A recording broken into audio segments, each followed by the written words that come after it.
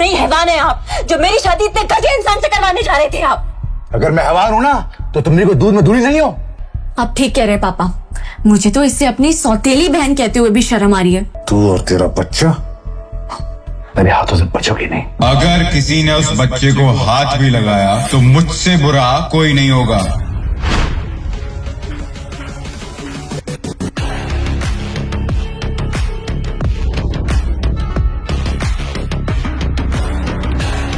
मुझे अविनाश में एक सहारा दिखता था और मैं उसके गले से लिपट गई, पर तभी मुझे एक जानी पहचानी सी खुशबू आई।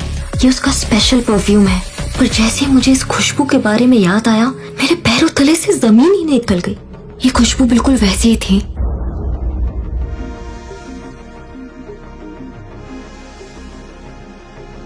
अव्या, क्या तुम मुझसे शादी करोगी अभी इसी वक्त? मेरे बैचलरेट पार्टी के दिन मैं बहुत खुश थी।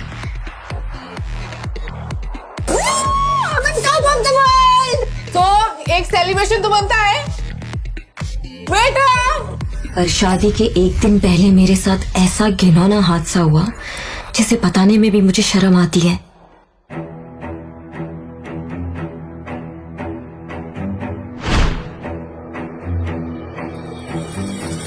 किसी ने मेरी ड्रिंक में नशीली दवाई डाल दी और बेहोश करके होटल रूम में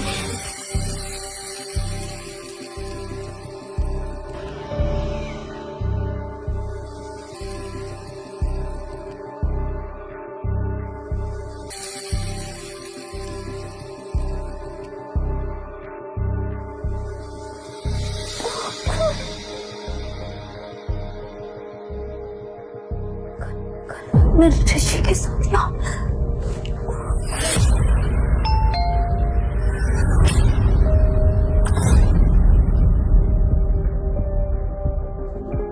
ऋषि, तुम बाहर कब गए?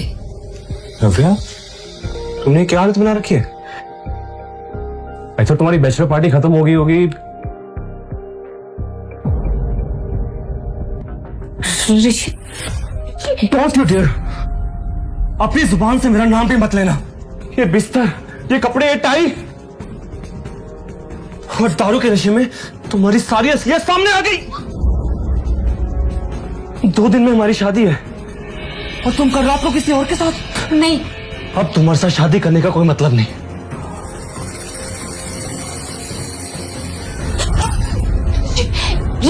ऋषि मेरी बात सुनो। ऋषि प्लीज मेरी बात सुनो। ऋषि ने शादी तोड़ दी और चला गया। कैसा लगा शादी का तोहफा?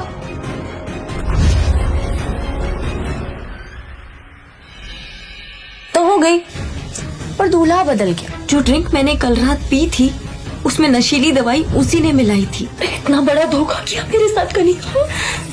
क्यों? क्योंकि मुझे ऋषि की साली नहीं, घर वाली बनना है। और बात रही तुम्हारी, तो तुम्हें तो मैं कभी खुश नहीं रहने दूंगी।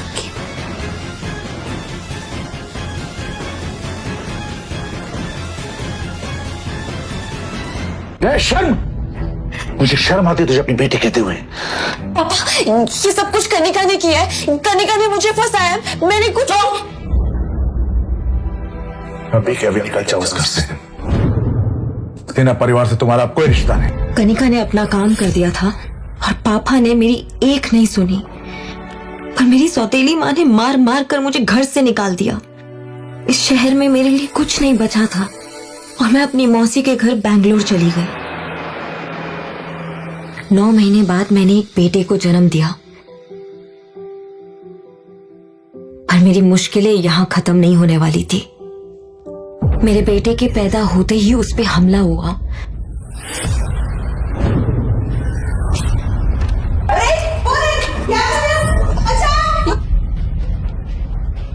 पर मौसी ने उसे बचा लिया। कौन था वो आदमी, आपको पता चला? वो आदमी कौन था ये तो नहीं पता, लेकिन वो ऐसे बड़बड़ा रहा था कि वो आपके बेटे का पिता है। मेरे बच्चे का पिता? ये वही आदमी था जिसने उस दिन मेरे साथ होटल में। लेकिन कौन है वो?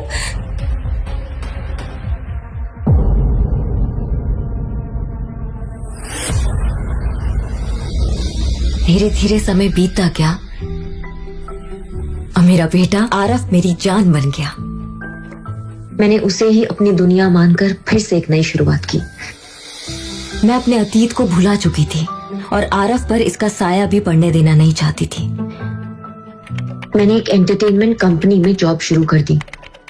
तभी एक दिन मम्मा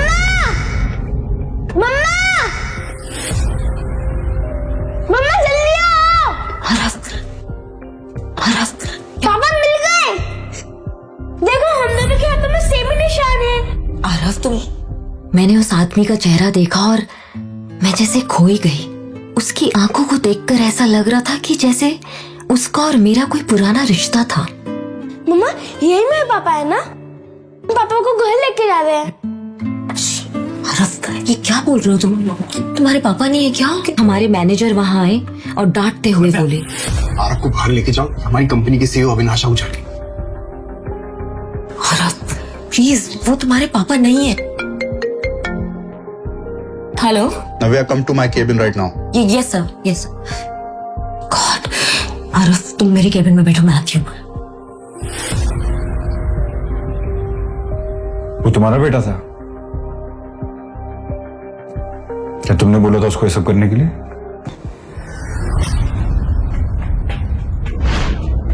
देखो, मैं आरफ को नाराज नहीं करना चाहता। क्या हम परसों डिनर पे चल सकते हैं?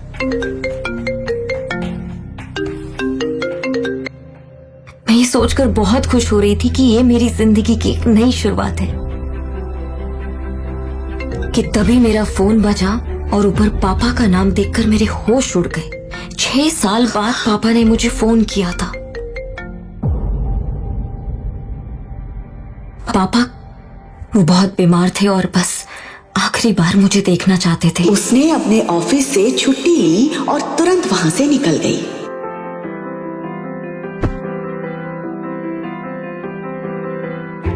कुछ घंटों बाद वो बेंगलुरु एयरपोर्ट पर चेक इन कर रही थी। वो अपने पापा के एक बुलावे पर दौड़ी चली जा रही थी, सिर्फ इस उम्मीद में कि शायद अब उनका रिश्ता फिर से पहले जैसा हो जाए। आरफ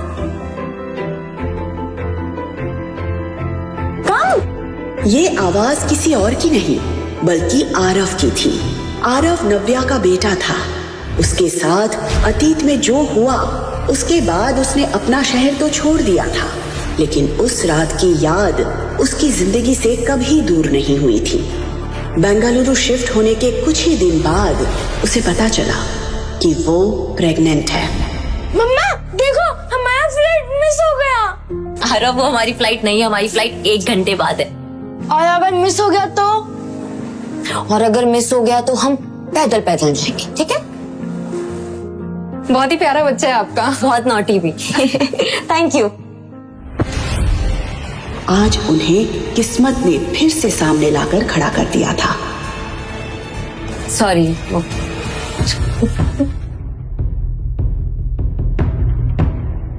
मुझे सर की फ्लाइट चेंज करवानी है। इस लेडी को भी आपने बिजनेस क्लास की टिकट दे दी। अविनाश सर बिजनेस क्लास से ट्रैवल करते क्योंकि उनको डिस्टर्बेंस नहीं पसंद है। वो ये बच्चे का शोर सुनते हुए ट्रैवल नहीं कर सकते।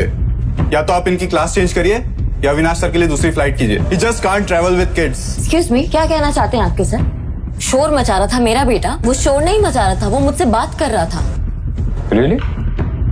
शशांक, मैम को मेरी तरफ से एक हियरिंग चेकअप का एक पैकेज गिफ्ट करो। या तो इनके कान खराब हो गए हैं या इन्हें ऊंचा सुनने की आदत पड़ गई है। नव्या और अविनाश के बीच बहस भड़कती जा रही थी, लेकिन इन सब से अलग आरफ का ध्यान तो कहीं और ही था। अविनाश एकटक आरफ को देख रहा था। न जाने क्यों उसके मुंह से पापा शब्द सुनकर अविनाश को एक अजीब सी फीलिंग हो रही थी। तो मम्मा इज माय डैड। नहीं है वो तुम्हारे डैड, प्लीज ऐसे नहीं बोलते। बट मम्मा सी, हम दोनों के हाथों में सेम निशान है। एक जैसा निशान देखकर अविनाश और नव्या भी हैरान रह गए। ऐसे सेम निशान होने से कोई किसी का पापा नहीं होता है। सीरियसली, इनकी पूरी फैमिली फन। जहां अविनाश के दिल पर आरफ की मासूमियत छप गई थी, वहीं नव्या ने तुरंत आरफ के हाथ से अविनाश का हाथ छुड़ाया और उसे अपनी तरफ कर लिया। इनफ आरफ, ऐसे किसी का भी पापा नहीं होते। बट मम्मा उसने आरव को इतने प्यार से पाला पोसा था कि आज तक उससे तेज आवाज में बात तक नहीं की थी, लेकिन आज सिचुएशन उसके हाथ से निकल गई थी। उसके हिसाब से पापा बोलकर ना सिर्फ आरव ने अविनाश को हंसने का मौका दिया था, बल्कि नव्या के वो 6 साल पुराने जख्म भी ताजा कर दिए थे। अविनाश को ऐसा लग रहा था कि नव्या की लाइफ में जो भी पर्सनल इश्यूज हैं, उसकी वजह से आरव के दिल पर बुरा असर पड़ रहा है, और ये बात उसे जरा भी अच्छी नहीं लग रही थी। नव्या परेशान होकर सब कुछ संभाल ही रही थी कि तभी अविनाश ने उसे टॉन्ट मारते हुए कहा, जब बच्चे संभालना नहीं आता तो पैदा क्यों करते हो? इंडिपेंडेंट बनने के नाम पे सिंगल पेरेंट बन जाते हो। अभी सोचा बच्चे पे क्या असर पड़ेगा? ये बात नव्या को बहुत बुरी लगी। आज किसी ने उसकी पेरेंटिंग पर सवाल उठा दिया था। तुम्हारी हिम्मत!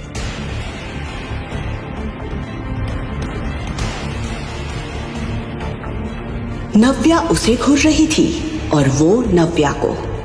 इससे पहले कि वो कुछ कहता, नव्या ने आरव का हाथ पकड़ा और वहां से गुस्से में निकल गई। अविनाश को यकीन नहीं हो रहा था कि आज किसी लड़की ने उसके मुंह पर पानी फेंका था। सर आपकी दूसरी फ्लाइट अरेंज हो गई है।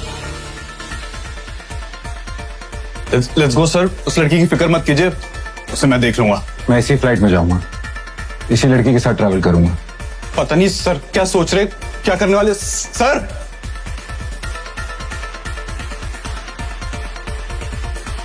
सिक्योरिटी चेकिंग के दौरान अविनाश बार बार नव्या को देखे जा रहा था, लेकिन नव्या अविनाश को नजरअंदाज करते हुए आगे बढ़ गई। कुछ घंटों बाद जब फ्लाइट चंडीगढ़ में लैंड हुई, तब तक नव्या सब कुछ भूल चुकी थी। इतने सालों बाद अपने शहर में पैर रखते वक्त उसे ऐसा लग रहा था जैसे उसकी लाइफ में फिर से सब कुछ बदलने वाला था। उसके अंदर एक खुशी थी अपने पापा से मिलने की। पापा आए होंगे ना मुझे लेने, मैसेज तो किया था मैंने उन्हें। सामने से ऋषि और कनिका उसी की तरफ बढ़ रहे थे। ऋषि कनिका के साथ? तो आगे तुम वापस? नव्या समझ गई थी कि कनिका ने वो सब कुछ हासिल कर लिया जो उसने चाहा था। ये लोग कौन है मम्मा? मम्मा? दीदी, ये तुम्हारा बेटा है? हाँ तो आपको कोई प्रॉब्लम? ओह अब समझी। उस रात बाद तुम प्रेग्नेंट, और ये तुम्हारा बेटा है। कनिका ने ऋषि के लिए हर टूटी कड़ी को जोड़ दिया था। ऋषि को ये एहसास हो गया था कि आरव नव्या के धोखे की निशानी है। You cheat! तुम्हें शर्म नहीं आई इस बच्चे के साथ अपने घर आने पर? मैंने कोई चोरी नहीं की है, आरव मेरा बेटा है। देखा ऋषि, इसे इसकी गलती का बिल्कुल भी अफसोस नहीं। नहीं वेट, इससे कोई भी सवाल करने का कोई मतलब नहीं है। याद है ना इसने पिछली बार क्या किया था? उसके बाद तो ये कोई भी शर्मनाक हरकत कर सकती है। इस बच्चे को मेरी आंखों के सामने से ले जाओ, वरना नहीं मम्मी से दूर रहो। तुम लोग बैठ रही हो और मेरी मम्मी से बात भी मत करना।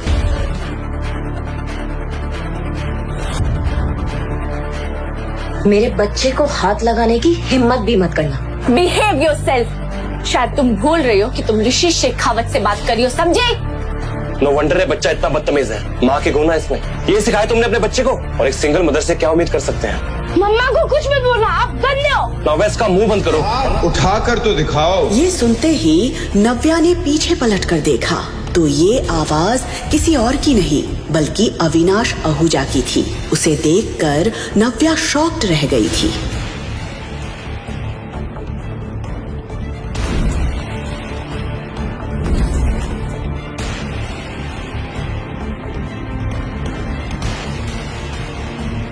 Darling, where were you? मैं तुम्हें कब से ढूंढ रहा था। ये सर को क्या हो गया है? कौन? ये दीदी को डार्लिंग क्यों बोल रहा है? हे किडो, हाउ आर यू? पापा आप आ गए? ऑफ कोर्स, मैं तुम्हारा कब से इंतजार कर रहा था। तुम लोग थक गए होगे ना? पहले लंच करोगे कि रेस्ट करोगे? नव्या पूरी तरह से ब्लैंक खड़ी थी। वो कभी अविनाश की तरफ देख रही थी तो कभी आरव के। वो मन ही मन सोच रही थी। ये क्या करने की कोशिश कर रहा है? तभी उसने कनिका और ऋषि की उड़ी हुई शक्लों की तरफ देखा। वो समझ गई थी कि अविनाश क्या करने की कोशिश कर रहा है। कहाँ थे तुम? मैं कब से तुम्हें ढूंढ रही थी। Let's go Honey, let's go. उसके मुंह से ये सुनकर ऋषि का दिल जल रहा था। वो बार बार अविनाश की पर्सनालिटी और उसके पीछे खड़े असिस्टेंट और गार्ड्स की तरफ देख रहा था। ये देखने में तो बहुत रिच लग रहा है, पर इतना हैंडसम और रिच लड़का दीदी के साथ क्या कर रहा है? और ये बच्चा उसे पापा क्यों बोल रहा है? मुझे तो कुछ समझ नहीं आ रहा। ये लोग कौन है? तुम जानते हो? Not really. नव्या ने इतना कहकर एक ही पल में ऋषि और कनिका को उनकी जगह दिखा दी थी। Let's go. ऑफ कोर्स किडो। Shashank, yes sir. गाड़ी निकालो। Yes sir. असिस्टेंट, बॉडीगार्ड्स, ये नागा ने किससे शादी कर ली और हम लोगों को पता भी नहीं चला।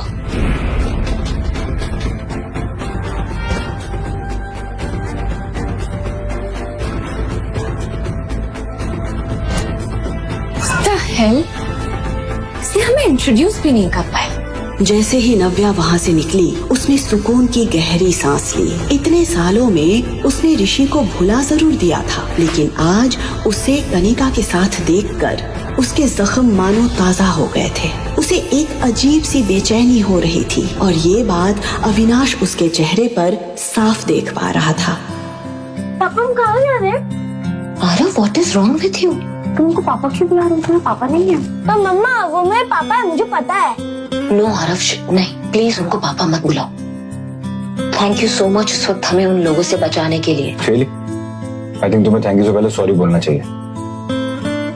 मुझे पता था सर इतनी आसानी से लड़की को नहीं छोड़ेंगे। नव्या को भी फील हुआ कि शायद उसने अविनाश पर पानी फेंककर कुछ ज्यादा ही रिएक्ट कर दिया था। I know I was wrong. मुझे वैसे रिएक्ट नहीं करना चाहिए था। आपने मेरी पेरेंटिंग पे सवाल उठाया था, इसलिए मैं खुद को रोक नहीं पाई थी, पर फिर भी गलत ही मैं। आई am sorry, I am really sorry. पर अविनाश को देखकर लग रहा था जैसे उसे नव्या की बातों में जरा भी इंटरेस्ट नहीं था। Are you listening? मैं आप ही से बात कर रही हूँ। शशांक, गाड़ी साइड में रोक दो, हम यहीं से टैक्सी कर लेंगे। व्हाट? माय गॉड, कितना एटीट्यूड है। मैंने सोचा इन्होंने मेरी हेल्प की है तो मैं सॉरी बोल देती हूँ। मैंने कुछ ज्यादा सोच लिया। गाड़ी अभी रोकिए, अब भी क्या अभी रोकिए गाड़ी।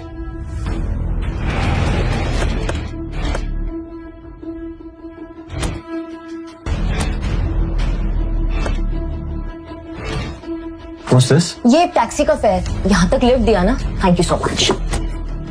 What the hell? ये लड़की समझती क्या अपने आप को?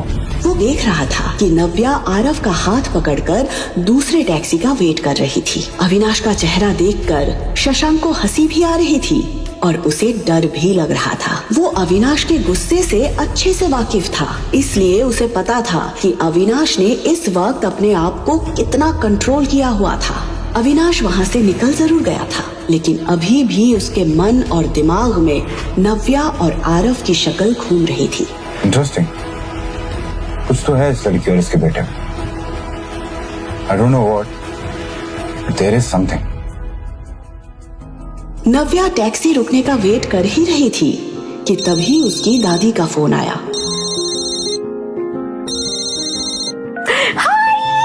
हाय बेटा नव्या, कैसी है तू बेटा? चंडीगढ़ में आपका स्वागत है। नव्या हमेशा से अपनी दादी के सबसे ज्यादा करीब रही थी। नव्या के घर से जाने के बाद शिखा और कनिका के बिहेवियर से परेशान होकर मीनू दादी ने भी कुछ साल पहले सिन्हा मैंशन छोड़ दिया था।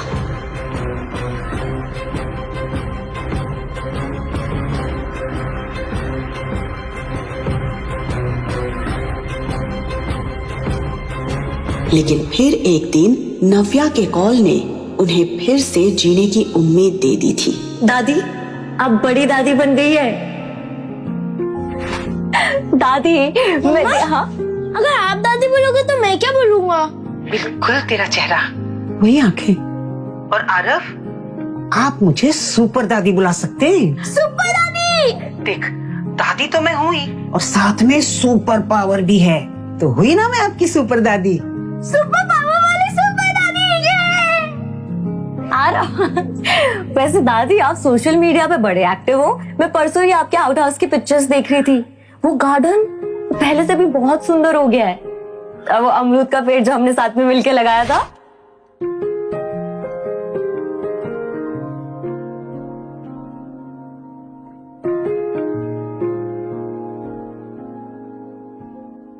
इतना सब कुछ अकेले आप कैसे कर लेती है दादी? क्या हुआ दादी, आप कुछ बोल क्यों नहीं रहे हो? क्या बोलूं नव्या, जिस लड़की ने इतने सालों तक अकेले सब कुछ हैंडल किया, तू मुझे पूछ रही है मैंने ये गार्डन कैसे मेंटेन किया? बेटा, क्या कुछ नहीं सहा होगा तूने इतने सालों से। मैं तुझसे कहती रही कि तू मेरे पास आके रह जा, पर तूने मेरी एक बात नहीं सुनी। मेरा जी घबरा जाता है बेटा जब मैं सोचती हूँ कि तूने आरव को अकेले कैसे बड़ा किया। कैसे आती दादी मैं यहाँ? पापा ने घर से आप सबसे दूर भेज दिया था। निकल जाओ अभी के अभी इस घर से। तब सिन्हा परिवार से तुम्हारा कोई रिश्ता नहीं। और अगर पापा को मेरी प्रेगनेंसी के बारे में पता चलता तो पता नहीं वो कैसे रिएक्ट करते। और सच बताऊं तो दादी मैं आपको कोई प्रॉब्लम नहीं देना चाहती थी। तू मेरे लिए कोई प्रॉब्लम कभी भी नहीं खड़ी कर सकती। अरे मेरी तो आंखें तरस जाती हैं बेटा तुझे देखने के लिए। तो आ तो गई हूँ मैं अपनी दादी माँ के पास। बस आधे घंटे में आपके पास पहुंच जाऊंगी दादी। मैं बहुत एक्साइटेड हूँ। मुझे पापा को बताना है कि I missed him so much. I can't wait to meet him. Aarav! Aarav की चीख सुनते ही नव्या उसकी तरफ भागती है। देख के नहीं चला सकता, अभी लग जाता तो। लेकिन उसे सही सलामत देखकर चैन की सांस लेती है। बैठ गई यहाँ पे भी आ गए हमें परेशान करने के लिए। आरव, ये बैड गाइस तुम्हारा कुछ नहीं बिगाड़ सकते जब तक मम्मा तुम्हारे साथ। तुम दोनों यहाँ क्या कर रहे हो? अरे हमारा छोड़ो, ये बताओ कि तुम्हारा वो डार्लिंग और उसके बॉडीगार्ड्स कहीं दिखाई नहीं दे रहे? कनिका, मुझे तुम्हें हर चीज बताने की जरूरत नहीं है। नव्या, नव्या, आरव ठीक तो है ना नव्या? हाय दादी, आरव ठीक है। ये बताइए कि आप ठीक हो? लगता है कि दादी को मुझसे बात करने में कोई इंटरेस्ट नहीं है। एनीवेज, तुम दोनों ने एयरपोर्ट पे कम तमाशा नहीं किया था। अब क्या लेने आए हो यहाँ पे? ओ हेलो, हमें भी आने का कोई शौक नहीं है। ये तो शेखर अंकल ने कहा इसलिए हमें आना पड़ा। बाय द वे, पापा ने तुम्हें घर बुलाया अभी। हम गाड़ी में वेट कर रहे हैं, आ जाओ। Let's go. आरव, तुम यहाँ साइड में खड़े रहो और हिलना मत, मैं बैग लेके आ रही हूँ। दादी, सुना आपने? पापा ने मुझे घर पे बुलाया। क्या लगता है आपको वो मुझे माफ कर देंगे ना? आरव को अपनाएंगे ना वो? दादी, क्या मुझे जाना चाहिए ना घर पे? दादी। दादी टेंशन में फोन कट कर देती है। नव्या इतनी उम्मीद से यहाँ आई है, जब उसे पता चलेगा कि शेखर उसे यहाँ क्यों बुलाया है तो उसका तो दिल ही टूट जाएगा। पर सच ज्यादा देर तक छुपेगा नहीं, इसलिए मुझे इसे सब कुछ बता देना चाहिए। तभी नव्या फिर से दादी को फोन करती है। हाँ नव्या बेटा। हाँ दादी। बेटा, शेखर ने तुझे यहाँ बिखरे रिश्तों को जोड़ने के लिए नहीं बुलाया। उसने तो तुझे कनिका और ऋषि की सगाई के लिए यहाँ बुलाया है। मुझे पता है कि आपने कुछ भी नहीं किया है, क्योंकि जो कुछ भी किया है वो तो मैंने किया है। कल रात में जिस कमरे में तुम थी, उस कमरे में ऋषि नहीं, कोई और था। और मैंने ये सब इसलिए किया क्योंकि अगर कोई ऋषि से शादी करेगा तो वो मैं होंगी। कुछ सेकंड्स के लिए नव्या इमोशनल जरूर हुई, लेकिन फिर उसने अपने आप को एक बार फिर समेट लिया। आखिर कनिका जीत ही गई। माफ कर दे मुझे मेरी बच्ची। मैं नहीं चाहती थी कि ये बात तुझे वहाँ जाकर पता चले, इसलिए मुझे तुझे बतानी पड़ी। देख बेटा, मैं जानती हूँ कि एक वक्त ऐसा था जब तू ऋषि से बेइंतहा प्यार करती थी।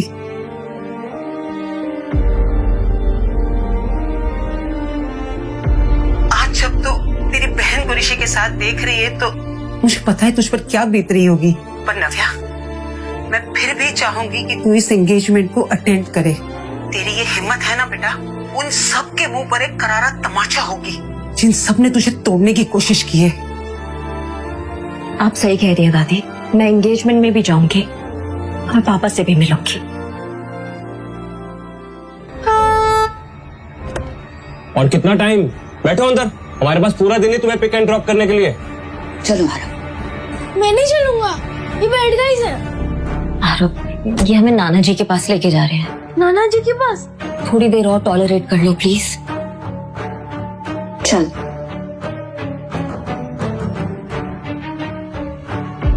कुछ देर बाद जब गाड़ी सिन्हा पैराडाइज के सामने रुकी तो एक पल के लिए नव्या की सांसें थम गई। ये घर देखते ही उसे वो दिन याद आ गए। निकल जाओ अभी के अभी इस घर से। ऋषि और कनिका तो तेजी से उतरकर घर के अंदर चले गए थे, लेकिन इतने सालों बाद अपने ही घर के अंदर जाने के लिए नव्या के पैर कांप रहे थे। वो यहाँ आ तो गई थी, लेकिन उसे समझ नहीं आ रहा था कि वो इस घर के लोगों को फेस कैसे करेगी। तभी आरव नव्या का हाथ पकड़ता है और उसे हिम्मत देता है। आरव का एक्साइटेड चेहरा देखकर नव्या हिम्मत जुटाती है। वो आरव का हाथ पकड़कर धीरे धीरे घर के एंट्रेंस पर पहुंची, लेकिन जैसे ही वो घर के अंदर घुसती है कि तभी उसकी सौतेली माँ अपना झूठा नाटक शुरू कर देती है। अरे नव्या, सबसे पहले तुम मुंह मीठा करो। अरे आज तुम्हारी घर वापसी है, तुम्हारी बहन की सगाई के लिए। अब दो खुशखबरियां हैं तो फिर मुंह मीठा करना तो बनता है ना। मैं जानती हूँ आप मुझे खास पसंद नहीं करती हैं। मिठाई खिला के नाटक करने की कोई जरूरत नहीं है। ऐसे बात करोगी अपनी माँ के साथ? ये संस्कार दिए मैंने तुम्हें? इतने सालों बाद अपने पापा को देखते ही नव्या को अपना खुशहाल बचपन याद आ गया। पकड़ लिया, चलो।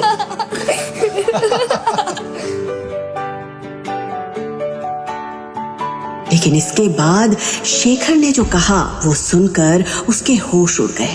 पापा, तुम्हें यहाँ से मैंने दूर भेजा था ताकि तुम्हें अपनी गलती का एहसास हो सके, ताकि तुम सॉरी फील करो, अपनी हरकतों पे शर्मिंदा हो सको, ताकि ये। पापा क्या कह रहे हैं आप? आरव मेरा बेटा है। तो रखो अपने पास। इस औलाद को तुम्हारी मेरे पास लाने की हिम्मत कैसे हुई? पापा please stop it. You stop now. तुम्हें क्या लगा था कि तुम इस बच्चे को लेकर यहाँ पर आओगी और मेरा मन इसे देख के पिघल जाएगा? मैं इसे देखकर सब कुछ भूल जाऊंगा वो बेइज्जती जो मेरी तुम्हारे कारण हुई थी। Dad please calm down. चलिए आइए बैठिए। प्लीज जोर से मत बोलिए डैड, आपका बीपी बढ़ जाएगा। बैठिए।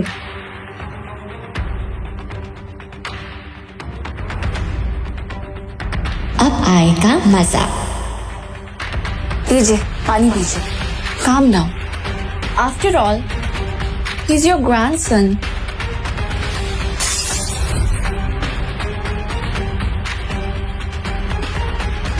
जो मेरा ग्रैंडसन नहीं है और ना ही कभी हो सकता है। तेरा परिवार इस बच्चे को कभी एक्सेप्ट नहीं करेगा नव्या। ये बात तुम जिंदगी भर मत भूलना। तो मैं भी यहाँ पे अपने बच्चे को एक्सेप्ट करने की गुहार लेकर नहीं आई हूँ। मैं यहाँ एंगेजमेंट अटेंड करने आई हूँ। वो अटेंड करूंगी और यहाँ से चली जाऊंगी। करो, बिल्कुल करो।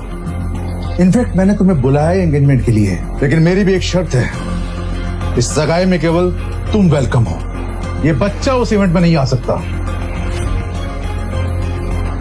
और मैं तुम्हारी वजह से और बेइज्जती सहन नहीं कर सकता। तो ठीक है, ये एंगेजमेंट आप सबको ही मुबारक हो।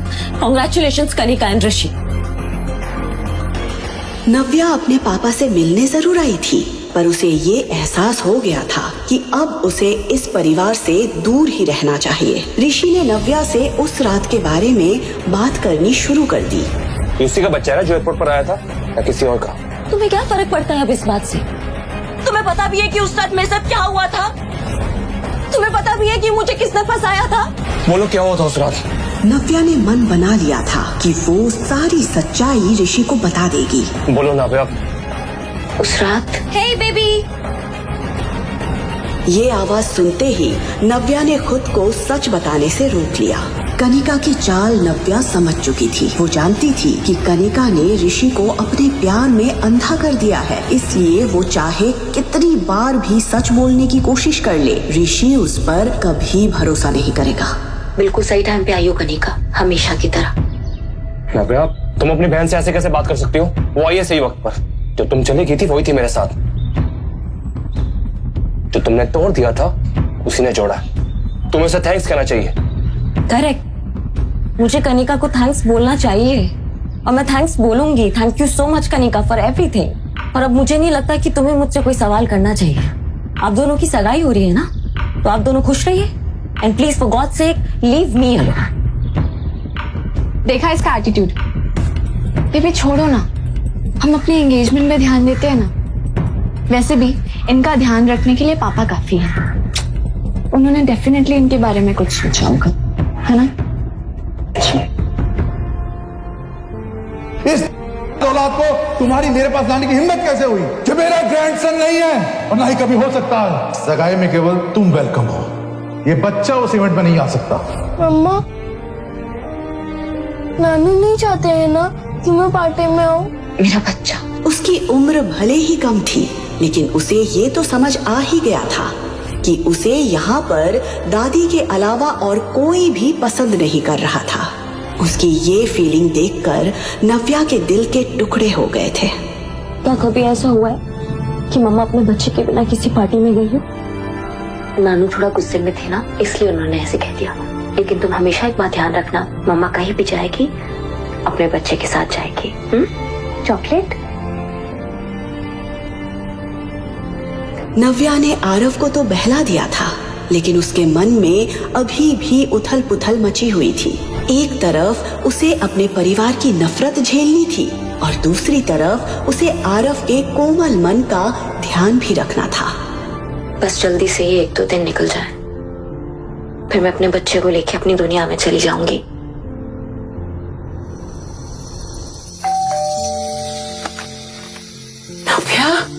नव्या आरव को लेकर अपने दादी के घर पहुंची। दादी ने नव्या और आरव को ढेर सारा प्यार दिया, जो वो अपने पापा से एक्सपेक्ट कर रही थी।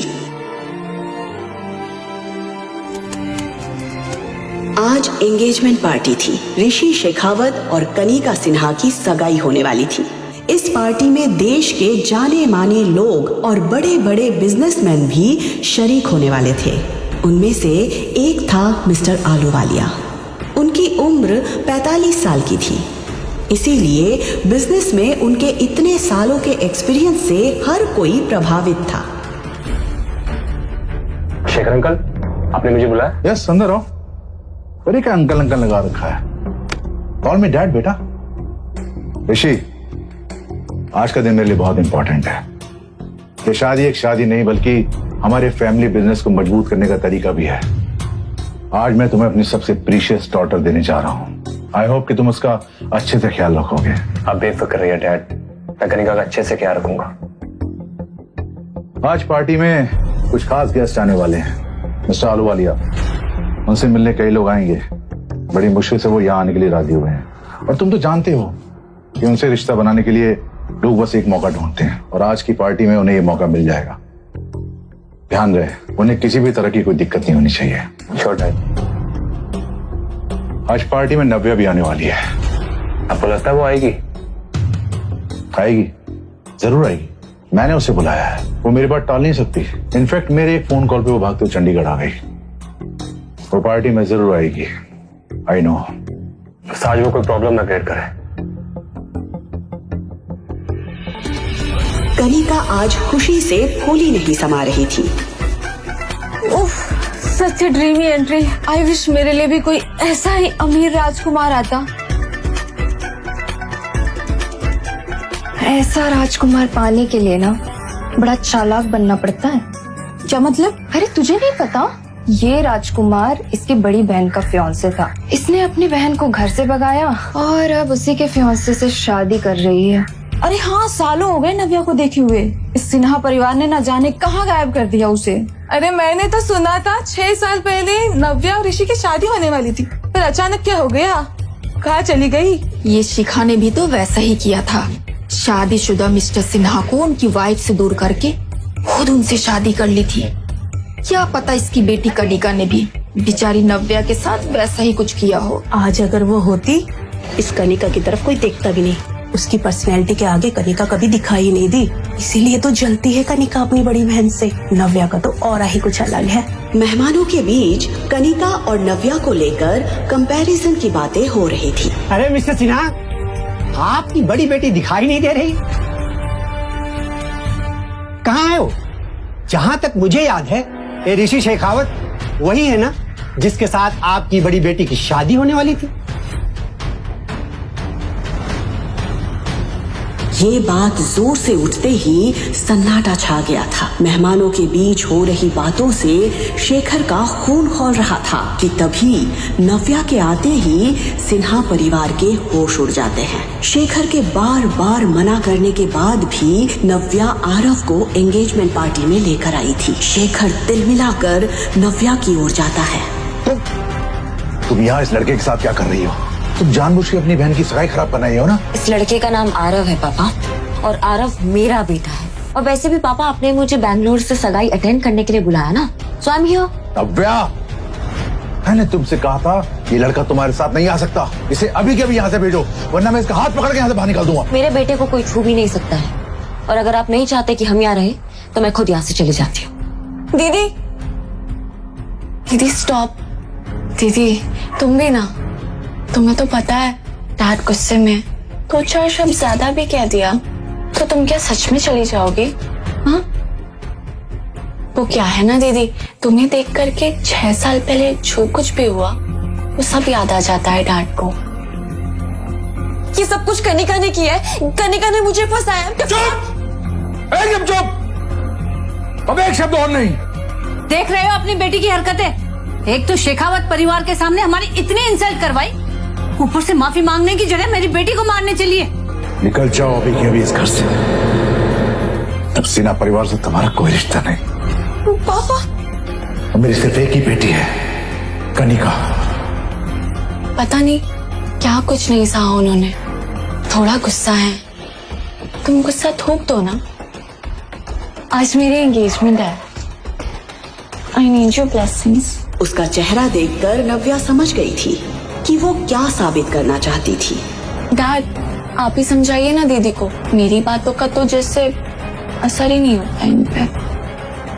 शेखर गुस्से में आरव की तरफ देख रहा था। फिर अचानक उसका ध्यान मिस्टर आलूवालिया पर गया। उसने अपने दिमाग को ठंडा किया। ठीक है, तुम रुक सकती हो, लेकिन एक किनारे चुपचाप खड़ी रहना। मैं नहीं चाहता तुम्हारा बेटा आरव यहाँ वहाँ घूमे और लोग इसे देख के 10 सवाल करें। क्या नव्या मान लेगी शेखर की बात? क्या चल रहा था शेखर के दिमाग में? क्या मिस्टर आलूवालिया के साथ मिलकर कोई और साजिश रचने वाला है शेखर नव्या के खिलाफ? मिस्टर आलूवालिया, ये मेरी बेटी नव्या है। अगर आप हाँ गए तो मैं अभी रिश्ता पक्का कर दूं। मिस्टर आलूवालिया, मुझे नहीं पता पापा ने आपसे क्या बात की है, but let me tell you one thing, मुझे आपसे शादी नहीं करनी है। अगर आपको ऐसा लग रहा है कि मैं एक सिंगल मदर हूँ या आरव मेरी वीकनेस है इसलिए मैं आपसे शादी कर लूंगी, तो आप बिल्कुल गलत सोच रहे हैं। आरव मेरी वीकनेस नहीं है, वो मेरी स्ट्रेंथ है, और उसकी परवरिश करने के लिए मुझे किसी की जरूरत नहीं है।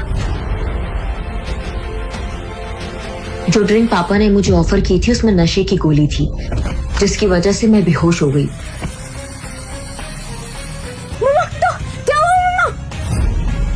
मेरी आंख खुली तो मैं अस्पताल में थी और आरव मेरे साथ नहीं था। आरव, आरव,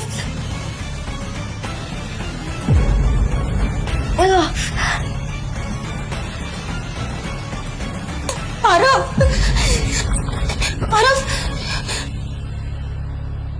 एक्सक्यूज मी, आपने मेरे बच्चे को देखा है क्या?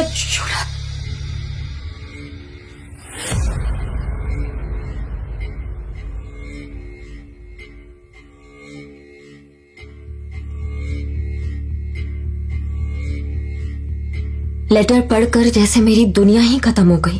वो लेटर मेरे पापा ने छोड़ा था और उसमें लिखा था, तुम्हारा बेटा हमारे कब्जे में है, अगर उसकी सलामती चाहती हो तो शादी के पेपर्स पर साइन करके हमारे घर आ जाओ।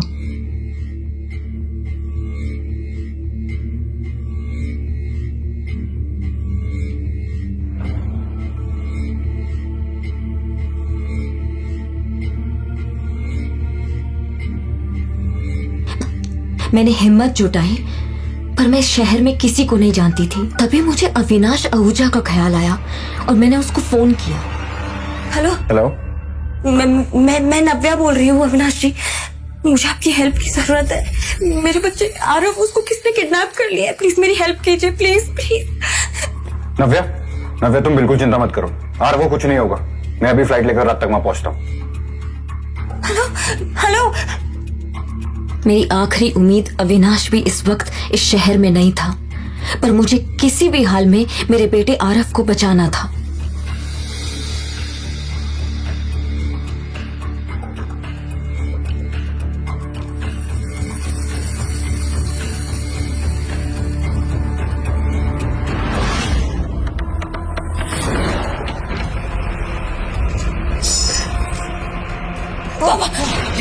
बिल्कुल भी चालाकी मत करना प्लीज, नहीं तो मेरे बेटे को बचाने के चक्कर में एक बेटी को अपने बाप पे गोली चलानी पड़ेगी। प्लीज पापा, बिल्कुल। जल्दी आओ बेटा, मामा के पास आओ, जल्दी जल्दी आओ, जल्दी आओ। और कितना तड़पाओगी नव्या? मेरी दोनों ओर खतरा मंडरा रहा था, पर आरव के लिए सब कुछ जायज था। इसलिए मुझे मजबूरन आलूवालिया से शादी करने के लिए मैरिज पेपर्स पर साइन करना पड़ा। वक्त भी कितना जल्दी बदलता है ना नव्या। 6 साल पहले तुम ऋषि के साथ थी और अब देखो तुम आलूवालिया के साथ। वैसे आलूवालिया की दूसरी बीवी कहाँ गई, किसी को कुछ नहीं पता। तुम जरा बच के रहना ना नव्या। तुम भी जरा बच के रहना करने का, क्योंकि ऋषि तुमसे शादी कर रहा है मेरी प्रॉपर्टी के लिए। कहीं उसको प्रॉपर्टी मिलने के बाद वो तुमको ना छोड़ दे। मेरी बात ध्यान से सुन लो, आलू वाले से शादी करने में ही हम सबकी भलाई है। चलो। नहीं पापा, चलो चलो।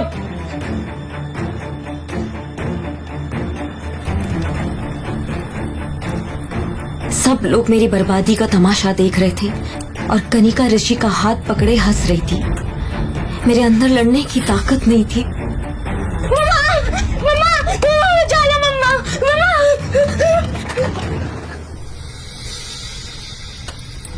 शादी के फेरे लेते हुए बस मुझे आलूवालिया की हंस-भरी आंखें दिखाई दे रही थी।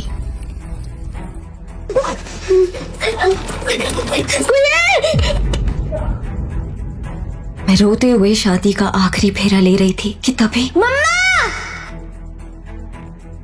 आरव,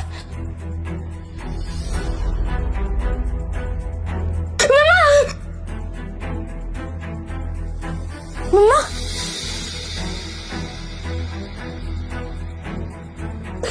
तू ठीक है ना? हाँ? मम्मा, अब आपको शादी करने की जरूरत नहीं है। मुझे ये शादी नहीं करनी। ये क्या नाटक है नव्या? तुम्हारे बेटे को तुम देखना चाहती हो या नहीं? बहुत हो गया, अब मैं आपसे बिल्कुल नहीं डरने वाली पापा, और मेरे बेटे को कोई छू भी नहीं सकता है। आरव जल्दी आओ। सब देख रहे हैं नव्या, लोग देख रहे हैं। अभी भी समझ जाओ, हमें बहुत भारी पड़ेगा। पहले तो मेरे बच्चे को किडनैप किया, फिर मेरी जबरदस्ती शादी करवा रहे हो, और अब अच्छा बनने का ढोंग कर रहे हो पापा।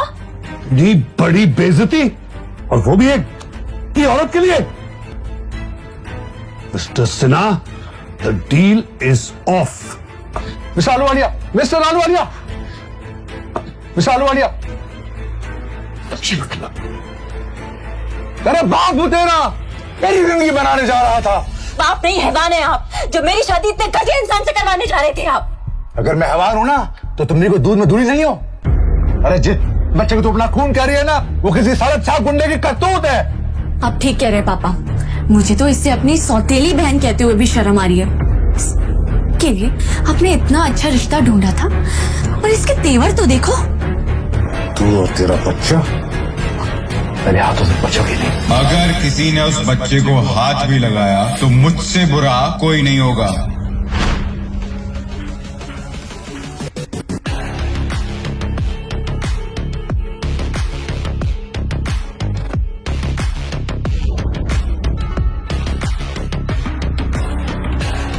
मुझे अविनाश में एक सहारा दिखता था और मैं उसके गले से लिपट गई, पर तभी मुझे एक जानी पहचानी सी खुशबू आई।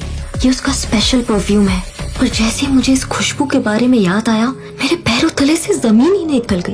ये खुशबू बिल्कुल वैसी ही थी।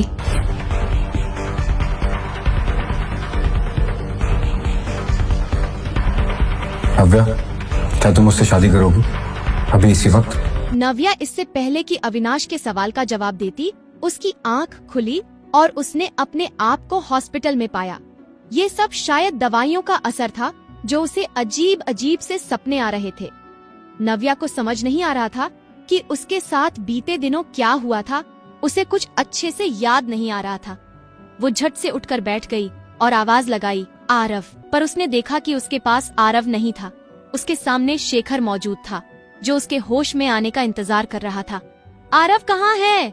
नव्या ने सबसे पहला सवाल किया। होश आ गया तुम्हें?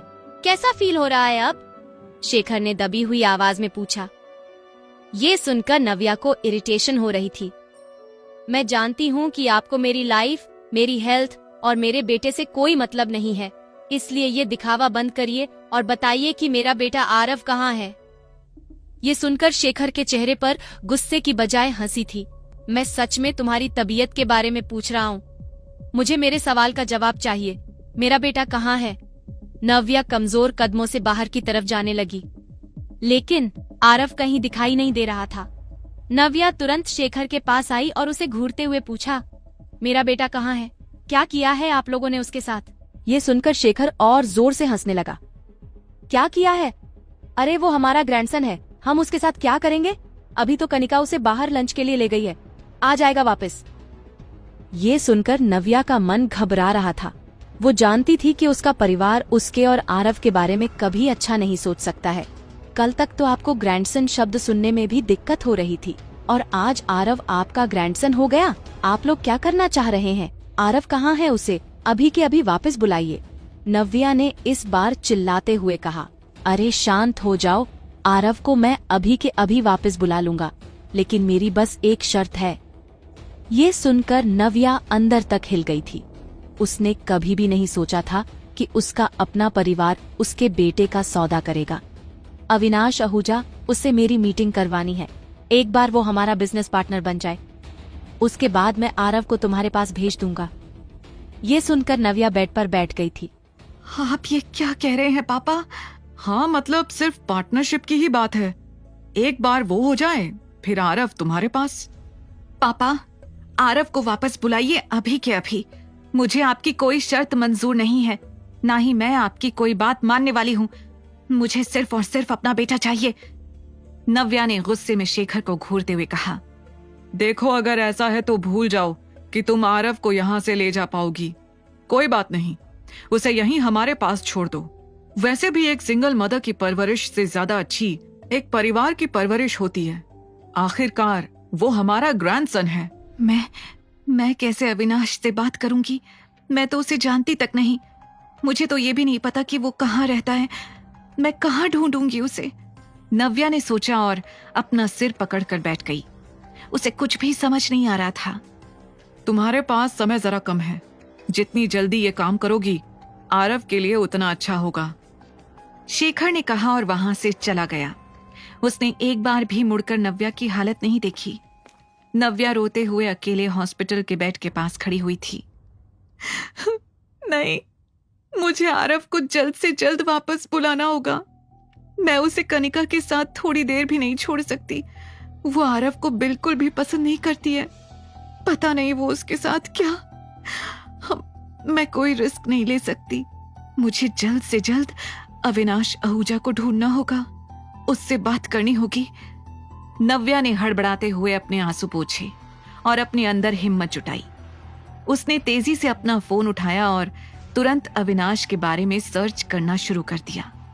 पूरे रास्ते आरव की चिंता करते हुए वो जैसे तैसे ऑटो से अविनाश के ऑफिस के बाहर पहुंची। उतरते ही उसने देखा कि उसके सामने एक चमचमाती कांच की बिल्डिंग है। वो दौड़ती हुई ऑफिस के अंदर जा रही थी, पर उसे गार्ड ने बाहर ही रोक लिया। रुकिए मैडम, आप ऐसे अंदर नहीं जा सकती। किससे मिलना है आपको? गार्ड ने पूछा। देखिए, मुझे अविनाश आहूजा से मिलना है। मेरा उनसे मिलना बहुत जरूरी है, नव्या ने घबराहट से कहा।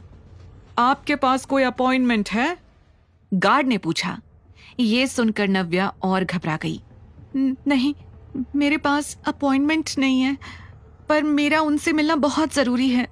प्लीज आप एक बार अंदर इन्फॉर्म तो कर दीजिए। नहीं मैडम, हम बिना अपॉइंटमेंट के आपको अंदर नहीं जाने दे सकते। क्या करूं मैं? अगर मैं अविनाश से नहीं मिली तो पापा आरव को वापस नहीं बुलाएंगे। नहीं, मुझे जल्द से जल्द अविनाश से मिलना होगा। नव्या बार बार ये सोचकर ऑफिस के गेट के अंदर देख रही थी, पर फिर उसकी नजर गार्ड पर पड़ी।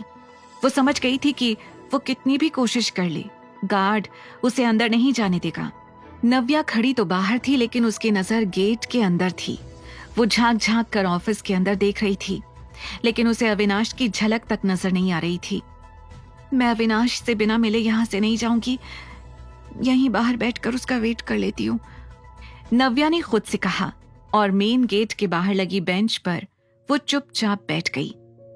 जैसे ही नव्या ने एक और बार पीछे मुड़कर ऑफिस की ओर देखा, उसे दिखाई दिया कि अविनाश तेजी से कार का दरवाजा खोलकर उसके अंदर बैठ रहा था। लगता है अविनाश कहीं जा रहा है, मुझे उससे मिलना है, कहते हुए नव्या कार के पास जाने लगी।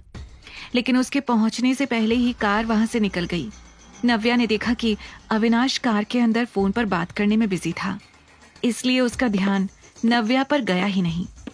अविनाश, अविनाश रुको, प्लीज स्टॉप, कहते हुए नव्या कार के पीछे भागी, लेकिन उसके भारी गले की आवाज अविनाश तक नहीं पहुंची। तभी नव्या ने कुछ सोचा और तेजी से दौड़ते हुए आगे आने लगी। जैसे ही कार राइट टर्न लेकर वहां से निकलने वाली थी, नव्या दौड़ते हुए अचानक कार के सामने आकर खड़ी हो गई।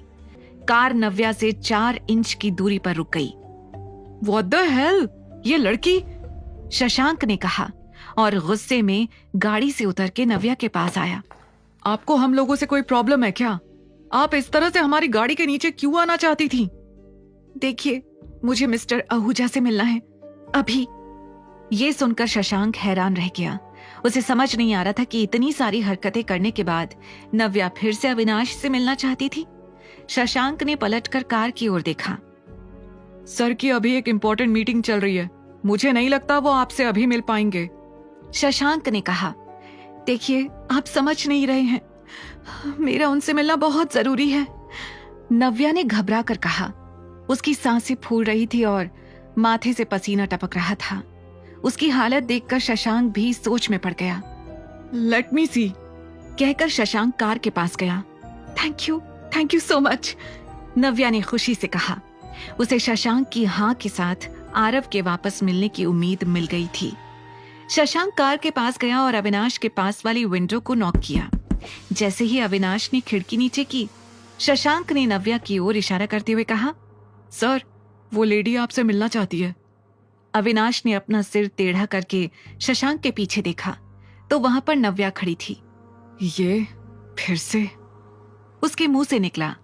अविनाश ने अपना सिर नीचे किया और अपनी घड़ी की ओर देखकर कहा, क्लाइंट हमारा वेट कर रहे होंगे, अभी ये मीटिंग इंपॉर्टेंट है। कुछ सेकंड्स सोचने के बाद उसने अपनी कड़क आवाज में शशांक से कहा, उससे कह दो मैं नहीं मिल पाऊंगा अभी, आई एम बिजी। नहीं, अगर वो मेरी हेल्प नहीं करेगा तो मैं आरव को वापस कैसे बुलाऊंगी? Mister Ahuja, please listen to me, Navya ने जोर से चिल्लाते हुए कहा। पर उसके सामने से अविनाश की कार फिर से गुजरने लग गई। इस बार नव्या फिर से गाड़ी के सामने आ गई। वो पीछे की तरफ जा रही थी और कार उसकी तरफ, लेकिन ना शशांक रुक रहा था और ना ही नव्या गाड़ी के सामने से हट रही थी। Mister Ahuja, please, I will take only 5 minutes, it's urgent, please listen to me, एक बार मुझसे मिल लीजिए। सर, क्या करना है? ऐसा लग रहा है जैसे सच में कुछ बहुत अर्जेंट मैटर है, शशांक ने कुछ सोचते हुए कहा। अविनाश ने अपना सर उठाया और फिर एक बार नव्या को सर से पैर तक ध्यान से देखा। उसकी कमजोरी और परेशानी उसके चेहरे से झलक रही थी। रोक दो गाड़ी, अविनाश ने भारी आवाज में कहा। ये सुनते ही शशांक ने तेजी से ब्रेक लगा दी। जैसे ही कार रुकी, नव्या की उम्मीद फिर से जाग गई। मुझे आपकी मदद चाहिए, मेरा बेटा Aarav, he is in danger. क्या हुआ है? अविनाश ने पूछा। आरव, उसे मेरे पापा ने कहीं छुपा लिया है, मैं नहीं जानती वो कहाँ है। उसे वापस लाने के लिए मुझे आपकी मदद चाहिए, प्लीज। देखिए, मैं जानती हूँ आपको मेरा बिहेवियर थोड़ा अजीब लग रहा होगा, पर मेरा यकीन करिए, अगर मेरे पास कोई और ऑप्शन होता तो मैं कभी आपसे हेल्प लेने नहीं आती, आपको परेशान नहीं करती। नव्या की घबराहट, बेचैनी उसके एक एक शब्द से झलक रही थी। अविनाश एकटक नव्या को देख रहा था। आई कांट बिलीव तुम मेरे पास हेल्प के लिए आई हो, अविनाश ने नव्या को चिढ़ाते हुए कहा। देखिए, ये मजाक का वक्त नहीं है, मुझे सच में आपकी हेल्प चाहिए। मैं 3 घंटे से आपका यहाँ वेट कर रही हूँ। आपको क्या लग रहा है मैं यहाँ टाइम पास करने के लिए आई हूँ? नव्या अब इतनी घबराई हुई थी कि उसे पता ही नहीं चला कि उसकी आवाज कब तेज हो गई। अविनाश चुपचाप उसे सुन रहा था। नव्या ने तुरंत अपने अंदर उबलता हुआ गुस्सा शांत किया और एक गहरी सांस लेते हुए कहा, सॉरी, देखिए मैं बहुत परेशान हूँ, आप प्लीज मेरी हेल्प कर दीजिए। बदले में आपको जो भी चाहिए मैं देने को तैयार हूँ। Anything you want. उसने नव्या को चिढ़ाते हुए कहा। Anything I want. नव्या ने अपनी आंखें बंद की और अपने आप को अविनाश से पीछे कर लिया। उसे एक पल में एहसास हो गया जैसे उसने यहां पर आकर बहुत बड़ी गलती कर दी थी। सॉरी, पता नहीं क्यों मुझे ऐसा लगा जैसे आप मेरी सिचुएशन समझेंगे, मेरे बेटे को बचाने में मेरी हेल्प करेंगे, पर आपने मुझे बता दिया कि मैं कितना गलत सोच रही थी। माफ करना, मुझे यहां आना ही नहीं चाहिए था। आपने मुझे अपने कीमती 5 मिनट दिए, उसके लिए थैंक यू। भारी गले से इतना सब कुछ कहकर नव्या गाड़ी से उतर गई। क्या है इस लड़की में जो... एनीवेज, शशांक, लेट्स मूव। उसके इतना कहते ही शशांक ने गाड़ी स्टार्ट की और इस बार नव्या के सामने से वो लोग वहां से निकल गए। नव्या अब बिल्कुल अकेली थी। उसके पास मदद करने के लिए कोई भी नहीं था। अपने बेटे को बचाने के लिए मैं किसी और का इंतजार नहीं कर सकती, अब मुझे ही कुछ करना होगा। कुछ देर तक वो वहीं खड़ी होकर सोचती रही कि उसे कहाँ जाना चाहिए। फिर उसके दिमाग में एक आइडिया आया। पापा ने अगर आरव को छुपाया है तो हो सकता है कि आरव उनके घर में ही कहीं हो सकता है कि उसे किसी कमरे में छुपाया हो। मुझे सबसे पहले आरव की तलाश वहीं से शुरू करनी चाहिए। ये सोचकर नव्या ने तुरंत वहां से गुजरता हुआ एक ऑटो किया और उसमें तेजी से बैठ गई। वो ऑटो सीधा सिन्हा पैराडाइज के सामने जाकर रुका। मैं मेन गेट से तो अंदर नहीं जा सकती, नव्या ने सोचा। फिर उसे वो रास्ता याद आया जिससे वो बचपन में कई बार जाया करती थी। ये सोचकर नव्या बाहर खड़े गार्ड से छुपते छुपाते पैराडाइज के पीछे वाले दरवाजे पर पहुंच गई। उसने पीछे वाले बगीचे से दबे पांव सिन्हा पैराडाइज के अंदर कदम रखा। लगता है कोई आ रहा है, किसी ने मुझे यहाँ देख लिया तो आरव के लिए मुसीबत हो जाएगी। सोचते हुए नव्या ने खुद को एक पेड़ के पीछे छुपा लिया। डर के कारण उसकी सांसें तेज थीं और तभी उसे कनिका की आवाज आई। I am so tired baby. तो आओ थोड़ा रेस्ट कर लो, ऋषि ने बड़े ही पोलाइट अंदाज में कहा। नव्या पेड़ के पीछे से छुपकर ऋषि और कनिका की बातें सुन रही थी। गुस्से से उसकी मुट्ठियां बंध गई थी। जो बातें आज ऋषि कनिका के साथ कर रहा था, ठीक वैसी ही बातें वो 6 साल पहले नव्या से किया करता था। ये सोचकर ही नव्या को इरिटेशन हो रही थी। उसे वो पल याद आ रहा था जब वो अपने प्यार की भीख मांग रही थी और ऋषि ने उस पर दिन का भर भी भरोसा नहीं किया। और वैसे भी रेस्ट करने का टाइम कहाँ है? डैड ने उस तूफानी बच्चे की जिम्मेदारी जो दे रखी है वो वहाँ होटल में है। अगर वहाँ कोई भी प्रॉब्लम हुई तो पापा मुझे छोड़ेंगे नहीं। कनिका के मुंह से ये सुनकर अचानक नव्या अपने ख्यालों से बाहर आई। आरव के बारे में सुनते ही उसके कान खड़े हो गए थे। होटल में? किस होटल में? अगर कनिका यहाँ है तो आरव वहाँ किसके साथ है? नव्या के मन में ढेरों सवाल घूम रहे थे। नव्या अपने पापा से मिलने जरूर आई थी, पर उसे ये एहसास हो गया था कि अब उसे इस परिवार से दूर ही रहना चाहिए। ऋषि ने नव्या से उस रात के बारे में बात करनी शुरू कर दी, जिसके बाद नव्या गुस्से में सच कहने वाली थी। बोलो, क्या कहना चाहती हो तुम? तुम्हारे साथ गलत हुआ मतलब? क्या हुआ था उस रात? ऋषि ने बड़ी क्यूरियोसिटी से पूछा। उसकी आवाज और हाव भाव में एक अलग सी बेचैनी दिखाई और सुनाई दे रही थी। इससे पहले कि नव्या कुछ और कहती, पीछे से कनिका की रोमांटिक सी आवाज आई, बेबी तुम वहां क्या कर रहे हो? ये आवाज सुनते ही नव्या ने खुद को सच बताने से रोक लिया। कनिका का चेहरा देखकर नव्या को याद आ गया कि कैसे उसने ये सब कुछ ऋषि को हासिल करने के लिए किया था। कनिका ने आते ही ऋषि की बाहों में बाहें डाल ली और नव्या की ओर देखकर मुस्कुराने लगी। उसने एक ही पल में नव्या को ये एहसास दिला दिया था कि वो चाहे तो भी ऋषि को सच नहीं बता सकती। बिल्कुल सही वक्त पर आई हो कनिका, हमेशा की तरह, नव्या ने कनिका को टॉन्ट करते हुए कहा। ऋषि को कुछ समझ नहीं आ रहा था क्योंकि अभी भी उसे उसके सवालों का जवाब नहीं मिला था। नव्या, तुम अपनी ही बहन से ऐसे कैसे बात कर सकती हो? हाँ, वो आई है सही वक्त पर। जब तुम नहीं थी तब वो थी मेरे साथ। तुमने जो तोड़ दिया था ना, उसे जोड़ा है कनिका ने। तुम्हें थैंक्स कहना चाहिए उसे। Thanks, why not? Thank you Kanika, Navya ने टॉन्ट में हंसते हुए कहा। मुझे नहीं लगता कि अब तुम्हें मुझसे कोई भी सवाल करने चाहिए। तुम दोनों की सगाई होने वाली है ना? You guys enjoy please and just leave me alone. इतना कहकर नव्या गुस्से में वहां से निकल गई। देखा इसका एटीट्यूड। खैर छोड़ो हनी, हमें भी अपनी एंगेजमेंट पर ध्यान देना चाहिए। वैसे भी दीदी की चिंता करने के लिए डैड हैं। उन्होंने दीदी के बारे में कुछ सोच रखा है। ये कहकर कनिका धीरे से मुस्कुराने लगी।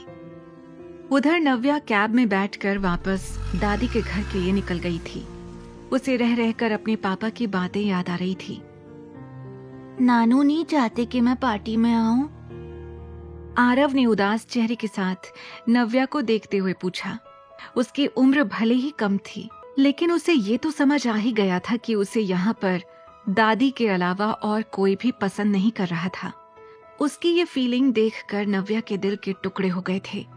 उसने तुरंत आरव को साइड हक किया और प्यार से कहा, मेरा बच्चा, मम्मा आपके बिना किसी पार्टी में जा सकती है क्या? नानू थोड़े गुस्से में थे, इसलिए उन्होंने ऐसा बोल दिया, पर आपको डरने की जरूरत नहीं है। मम्मा जहां भी जाएगी आपको लेकर ही जाएगी। नव्या ने आरव को बहला तो दिया था, लेकिन उसके मन में अभी भी उथल पुथल मची हुई थी। एक तरफ उसे अपने परिवार की नफरत झेलनी थी, तो वहीं दूसरी तरफ उसे आरव के कोमल मन का ध्यान भी रखना था। आई विश ये 2 दिन शांति से बीत जाए और इस एंगेजमेंट के बाद मैं आरव को लेकर वापस अपनी दुनिया में चली जाऊं, नव्या ने मन में कहा। वो बस इन दिनों के कटने का इंतजार कर रही थी। उसे नहीं पता था कि उसके परिवार ने उसे यहाँ इतनी आसानी से वापस जाने के लिए नहीं बुलाया था। उसे तो भनक भी नहीं थी कि शेखर ने उसके लिए क्या सोच रखा था। नव्या अपनी दादी के घर आराम से रह रही थी और देखते देखते पलक झपकते कब 2 दिन निकल गए उसे पता भी नहीं चला। आज एंगेजमेंट पार्टी थी। शहर के सबसे बड़े 5 star hotel the rising star में ऋषि शेखावत और कनिका सिन्हा की सगाई होने वाली थी। इस होटल का नाम ही ये बताने के लिए काफी था कि शेखावत और सिन्हा बिजनेस वर्ल्ड में किस ओहदे पर थे। यही नहीं, इस पार्टी में देश के जाने माने लोग और बड़े बड़े बिजनेसमैन भी शरीक होने वाले थे, जिनमें से एक थे मिस्टर अहलूवालिया। उनकी उम्र 45 साल थी, इसलिए बिजनेस में उनके इतने सालों के एक्सपीरियंस से हर कोई प्रभावित था। तैयार होने के बाद शेखर ने सबसे पहले ऋषि को अपने कमरे में बुलाया। शेखर अंकल, आपने बुलाया मुझे? ऋषि ने दरवाजे पर नॉक करते हुए कहा। यस, अंदर आओ। और ये अभी तक अंकल अंकल क्या लगा रखा है? Call me dad. शेखर ने मुस्कुराकर कहा। ये सुनकर ऋषि को जरा संकोच जरूर हो रहा था, पर फिर भी उसने हाँ में अपने सिर को हिला दिया। ऋषि, आज का दिन मेरे लिए बहुत इंपॉर्टेंट है। ये शादी सिर्फ शादी नहीं है, बल्कि हमारे फैमिली बिजनेस को मजबूत करने का एक तरीका भी है। मैं आज तुम्हें अपनी सबसे प्रेशियस डॉटर देने जा रहा हूं। आई होप तुम उसका अच्छे से ख्याल रखोगे। शेखर ने सीरियस आवाज में कहा।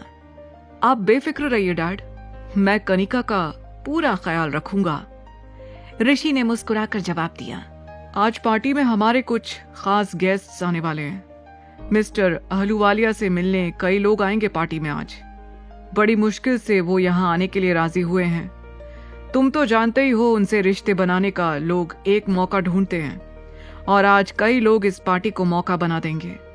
ध्यान रहे, उन्हें किसी भी तरह की कोई दिक्कत नहीं होनी चाहिए। शेखर ने कहा। ऋषि शेखर की हर एक बात अच्छे से समझ रहा था। तभी शेखर ने कुछ ऐसा कहा जिसे सुनकर ऋषि का मूड ही खराब हो गया। आज नव्या भी आने वाली है, शेखर ने कहा। आपको लगता है वो आएगी? ऋषि ने हैरानी से पूछा। जरूर आएगी, मैंने बुलाया है उसे। वो मेरी बात नहीं टालेगी। वो मेरे एक फोन पर भागती हुई चंडीगढ़ वापस आ गई। वो इस पार्टी में जरूर आएगी, आई नो। शेखर ने कुछ सोचते हुए कहा। हाँ, बस आज वो कोई प्रॉब्लम ना क्रिएट करे। ऋषि ने गहरी सांस लेते हुए कहा। थोड़ी देर बाद सभी गेस्ट्स वेन्यू पर पहुंचने शुरू हो गए थे। कनिका आज खुशी से फूली नहीं समा रही थी। इस दिन के लिए उसने ना जाने कितने पापड़ बेले थे, इसलिए ये खुशी उससे छुपाए नहीं छुप रही थी। रेड कलर के गाउन में उसका फिगर शादीशुदा मिस्टर सिन्हा को उनकी वाइफ से दूर कर खुद उनसे शादी कर ली थी। क्या पता इसकी बेटी कनिका ने भी वही किया हो नव्या के साथ।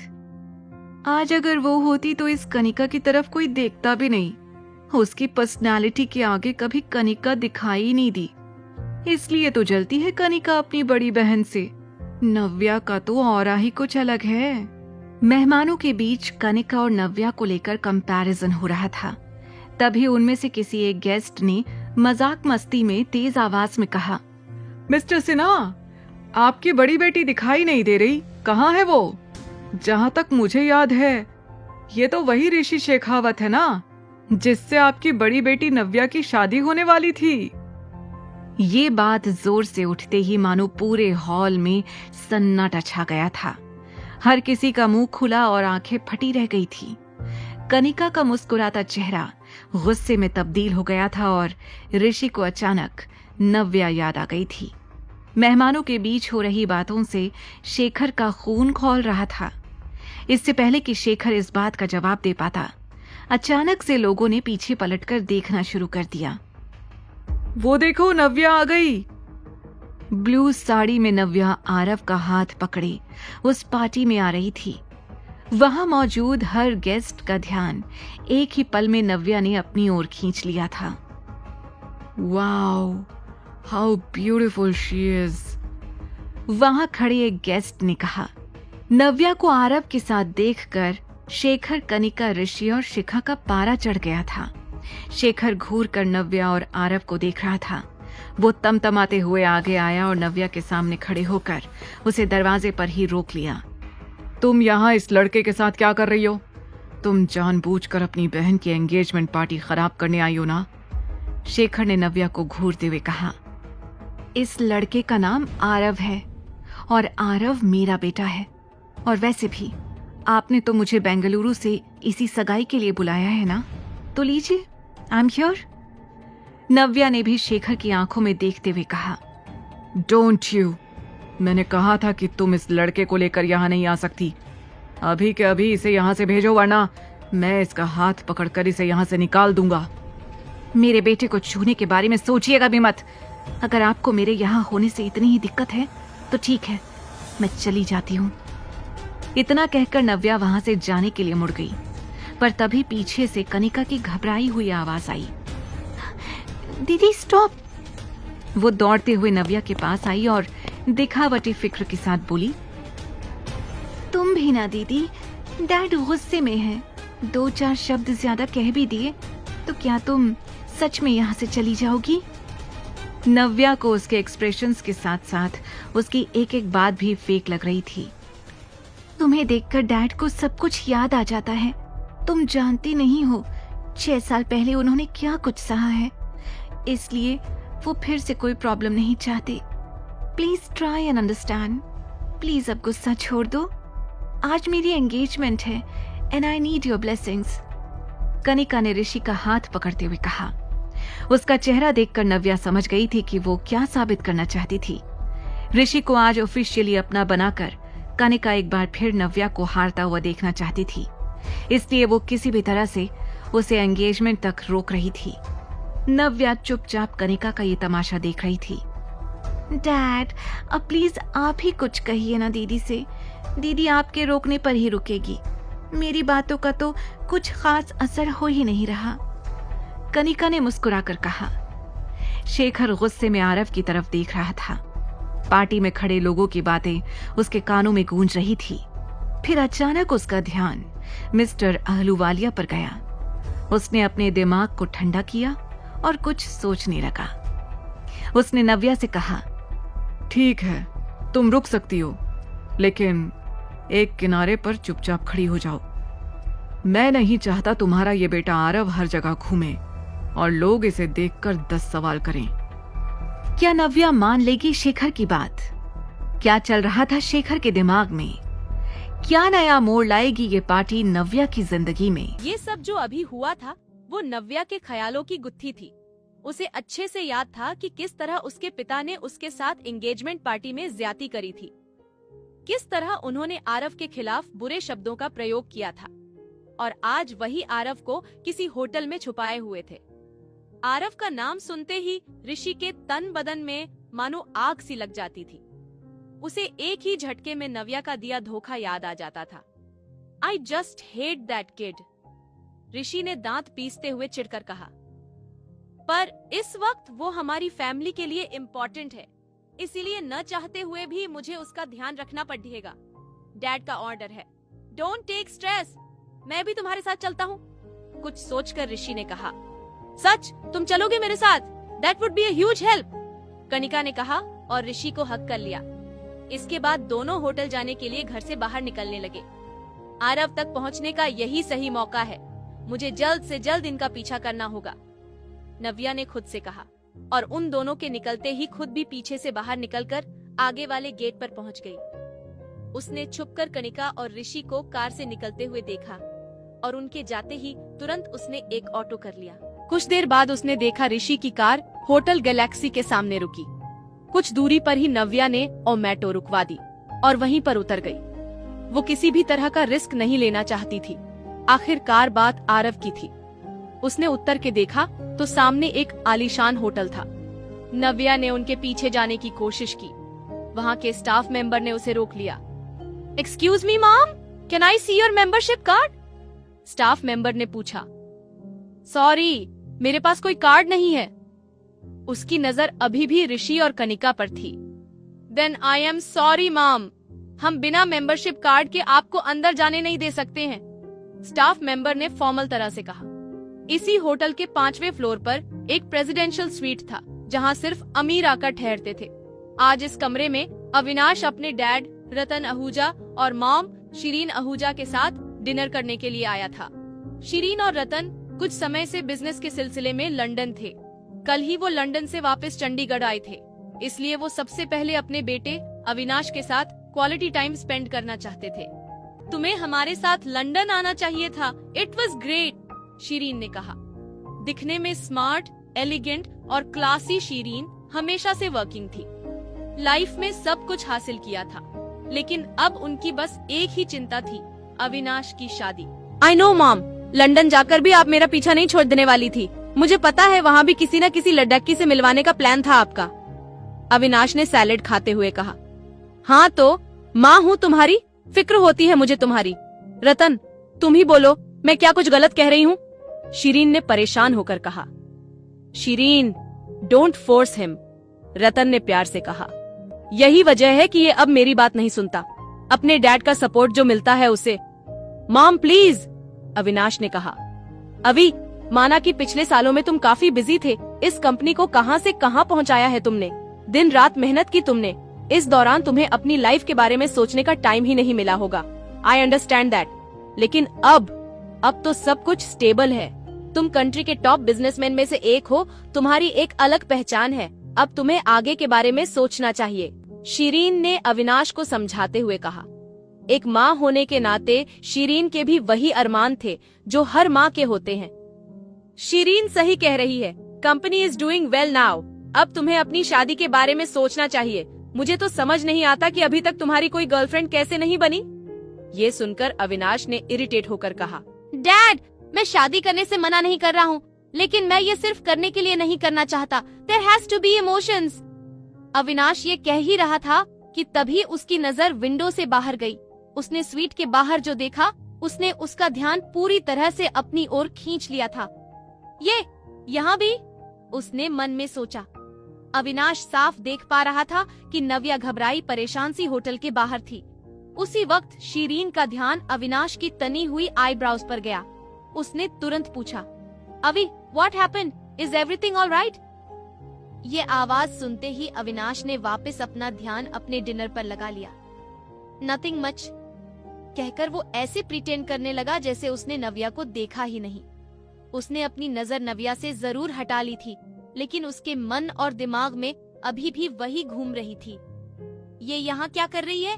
मेरा पीछा? पर क्यों? चाहती क्या है ये? वो डिनर के वक्त मन ही मन सोच रहा था। यहाँ होटल के बाहर नव्या ने भी विंडो के अंदर अविनाश का चेहरा देख लिया था, लेकिन उसने भी अविनाश से अपना ध्यान तुरंत हटा लिया। तो वो बस यही सोच रही थी कि आरव को इस होटल से बाहर कैसे निकाले, और उससे भी पहले वो खुद इस होटल के अंदर कैसे जाए। तभी उसका ध्यान सामने लगे हुए बोर्ड पर गया, जिस पर लिखा हुआ था, we are hiring waiter and waitresses. ये पढ़कर नव्या ने सोच लिया कि उसको क्या करना है। वो तुरंत तेजी से अंदर गई और अंदर जाकर उसने होटल स्टाफ से कहा, मेरे पास यहाँ का मेंबरशिप कार्ड नहीं है, क्योंकि मैं यहाँ वेट्रेस की जॉब के लिए अप्लाई करने के लिए आई हूँ, नव्या ने एक्साइटमेंट से कहा। ये सुनकर रिसेप्शनिस्ट हैरान रह गई। नव्या को देखकर उसे लग नहीं रहा था कि वो वेट्रेस बनना चाहती होगी। उसने असिस्टेंट मैनेजर को बुलाया, जिसने आते ही नव्या को सर से पैर तक ध्यान से देखा। आर यू श्योर तुम ये जॉब करना चाहती हो? यस सर, मुझे इस जॉब की बहुत जरूरत है, नव्या ने कहा। पर तुम्हें देखकर नहीं लगता? असिस्टेंट मैनेजर ने कहा। नव्या दिखने में इतनी सुंदर, स्मार्ट और एलिगेंट थी कि किसी का भी इस बात भरोसा कर पाना मुश्किल होता। मैंने पहले भी ये काम किया है, कहकर नव्या ने एक झूठी कहानी मैनेजर को सुना दी। वो बस किसी तरह से होटल के अंदर जाना चाहती थी। बात करने पर मैनेजर को नव्या बहुत हार्ड वर्किंग और डेडिकेटेड लगी। ठीक है, तुम कल से आ सकती हो। ये सुनकर इतनी खुश थी कि वो चाहकर भी अपनी एक्साइटमेंट छुपा नहीं पा रही थी। Thank you so much sir. क्या मैं आज इस होटल को अच्छे से देख सकती हूँ? मैं चाहती हूँ कि कल से मुझे यहाँ पर सब कुछ पता हो, ताकि मुझे काम करने में कोई प्रॉब्लम ना आए, नव्या ने कहा। मैनेजर ने आज तक किसी कैंडिडेट को वेटर बनने के लिए इतना एक्साइटेड नहीं देखा था। उसने तुरंत अपनी असिस्टेंट रितिका को बुलाया। रितिका, नव्या को हमारा होटल दिखा दो। रितिका और नव्या ने एक दूसरे को मुस्कुराकर देखा। दोनों वहाँ से होटल घूमने के लिए निकलने ही वाले थे कि तभी पीछे से मैनेजर ने आवाज लगाई, नव्या ध्यान रहे, 5th फ्लोर पर हमारे बहुत खास गेस्ट हैं। एक बहुत रिच और पावरफुल फैमिली है, उन्हें किसी तरह का डिस्टर्बेंस नहीं होना चाहिए। नव्या ने हाँ में सर हिलाया और उसके बाद रितिका के साथ निकल गई। उसे तो बस किसी तरह से आरव तक पहुंचना था। रितिका नव्या को होटल का हर एक कोना दिखा रही थी, लेकिन उससे पहले नव्या ने भी रितिका की तरह होटल की यूनिफॉर्म पहन ली थी। रितिका अपने काम की पक्की थी, इसलिए वो जरा सी भी लापरवाही नहीं चाहती थी। हर एक फ्लोर पर जाकर रितिका नव्या को वहाँ के बारे में डिटेल में बता रही थी, पर नव्या की नजरें और ध्यान तो कहीं और ही था। उसे खोया हुआ देखकर रितिका ने पूछ ही लिया, Navya, are you alright? Nothing, I just wanted to ask कि सर्वेलेंस रूम कहाँ है? नव्या ने सीधे मुद्दे की बात की। ये सुनकर रितिका को अजीब लगा। क्यों? तुम सर्वेलेंस रूम क्यों जाना चाहती हो? बस ऐसे ही, होटल का हार्ट तो सर्वेलेंस रूम ही होता है ना। किसी भी तरह की इमरजेंसी में वहीं पर जाना पड़ता है, बस इसीलिए पूछा। रितिका ने मुस्कुराते हुए नव्या को सर्वेलेंस रूम का रास्ता भी बता दिया। थैंक यू, तुम मेरे लिए इतना सब कुछ कर रही हो, नव्या ने कहा। वी आर कॉलीग्स, ये तो मेरा काम है, रितिका ने कहा और फिर से नव्या को होटल दिखाने में बिजी हो गई। अब जब सर्वेलेंस रूम का पता चल गया था, तो नव्या होटल घूमकर अपना टाइम वेस्ट नहीं करना चाहती थी। उसने रितिका से वॉशरूम का बहाना किया और वहाँ से निकल गई। यहाँ अविनाश और उसकी फैमिली का डिनर पूरा हो चुका था। डिनर के बाद रतन और शीरीन घर निकल रहे थे, तुम भी हमारे साथ घर चलते। रतन ने कहा। डैड, मैंने कहा ना, एक इम्पोर्टेंट वीडियो कॉन्फ्रेंस है, मुझे यहीं से अटेंड करनी होगी। आप लोग निकल जाइए, मैं बाद में घर आ जाऊंगा, अविनाश ने कहा। जिसके बाद रतन और शीरीन वहां से निकल गए।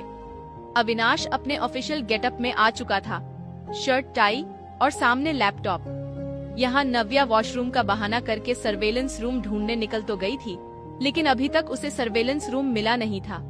वो रितिका के बताए हुए फ्लोर पर घूम रही थी, लेकिन उसे समझ नहीं आ रहा था कि रितिका ने किस डायरेक्शन में जाने के लिए कहा था। तभी अचानक नव्या एक लिफ्ट के सामने आ गई और लिफ्ट का दरवाजा खुल गया। दरवाजा खुलते ही नव्या ने देखा कि लिफ्ट के अंदर ऋषि और कनिका थे। नव्या घबराकर पलट गई। अगर इन लोगों ने मुझे देख लिया तो मैं आरव को कभी ढूंढ नहीं पाऊंगी। नो, मन ही मन सोचती हुई नव्या पीछे पलटी हुई थी। पर अच्छी बात ये थी कि उसने होटल की यूनिफॉर्म पहन रखी थी, इसीलिए ऋषि और कनिका उसके बगल से निकल गए, पर उसे पहचान नहीं पाए। उन लोगों के आगे जाते ही नव्या ने सुकून भरी गहरी सांस ली। ये 4th फ्लोर है। मैंने इन दोनों को नीचे तो नहीं देखा, मतलब ये ऊपर वाले किसी फ्लोर से आ रहे हैं। सोचते हुए नव्या तुरंत लिफ्ट के अंदर चली गई। 5th फ्लोर पर आते ही उसने 2 बॉडीगार्ड्स को देखा। ये गार्ड्स यहाँ पर? मैनेजर ने तो कहा था कि इस फ्लोर पर उनके गेस्ट रुके हुए हैं। नव्या सोच में पड़ गई। उसे याद आ रहा था कि मैनेजर ने उसे इस फ्लोर से दूर रहने के लिए कहा था, लेकिन वो छुपकर अभी भी गार्ड्स को देख रही थी। दोनों गार्ड्स एक रूम के बाहर खड़े थे, कभी उसके दाएं घूमते तो कभी बाएं, लेकिन थे वो उसी कमरे के आगे। कुछ तो है इस कमरे में, पर क्या? कहीं आरव इसी रूम में तो नहीं? नव्या के दिमाग में आया। अभी वो आरव को ढूंढने का एक भी मौका हाथ से नहीं जाने देना चाहती थी। उसे पहले तो मैनेजर की बात याद करके आगे जाने से डर लग रहा था, लेकिन फिर उसने सोचा, हो सकता है डैड ने ही यहाँ के मैनेजर से बात की हो और उनसे कहा हो कि किसी को भी इस फ्लोर पर आने मत दें। शायद डैड ने ही यहाँ पर गार्ड्स भी लगाए हों ताकि कोई आरव तक पहुंच ही ना पाए। मुझे एक बार तो इस कमरे के अंदर जाकर देखना ही होगा। अगले ही पल उसने डिसाइड किया कि वो कैसे भी करके उस कमरे के अंदर जाएगी। उसे भरोसा हो गया था कि आरव उसी कमरे के अंदर है, पर अगला सवाल ये था कि कैसे? इन 2 हट्टे कट्टे गार्ड्स के बीच से कैसे जा पाएगी वो उस रूम के अंदर? तभी उसे एक हाउसकीपिंग वाला नजर आया, जिसके हाथ में खाने की ट्रॉली थी और वो उसी कमरे की तरफ जा रहा था जहां गार्ड्स खड़े हुए थे। नव्या तेजी से उसके पास गई और उसने कहा, हाय, ये मुझे दे दो, मैं ले जाती हूँ इस रूम में। You look so tired. उसकी ये बात सुनकर हाउसकीपिंग स्टाफ मेंबर हैरान हो गया। उसने नव्या को पहले इस होटल में कभी नहीं देखा था।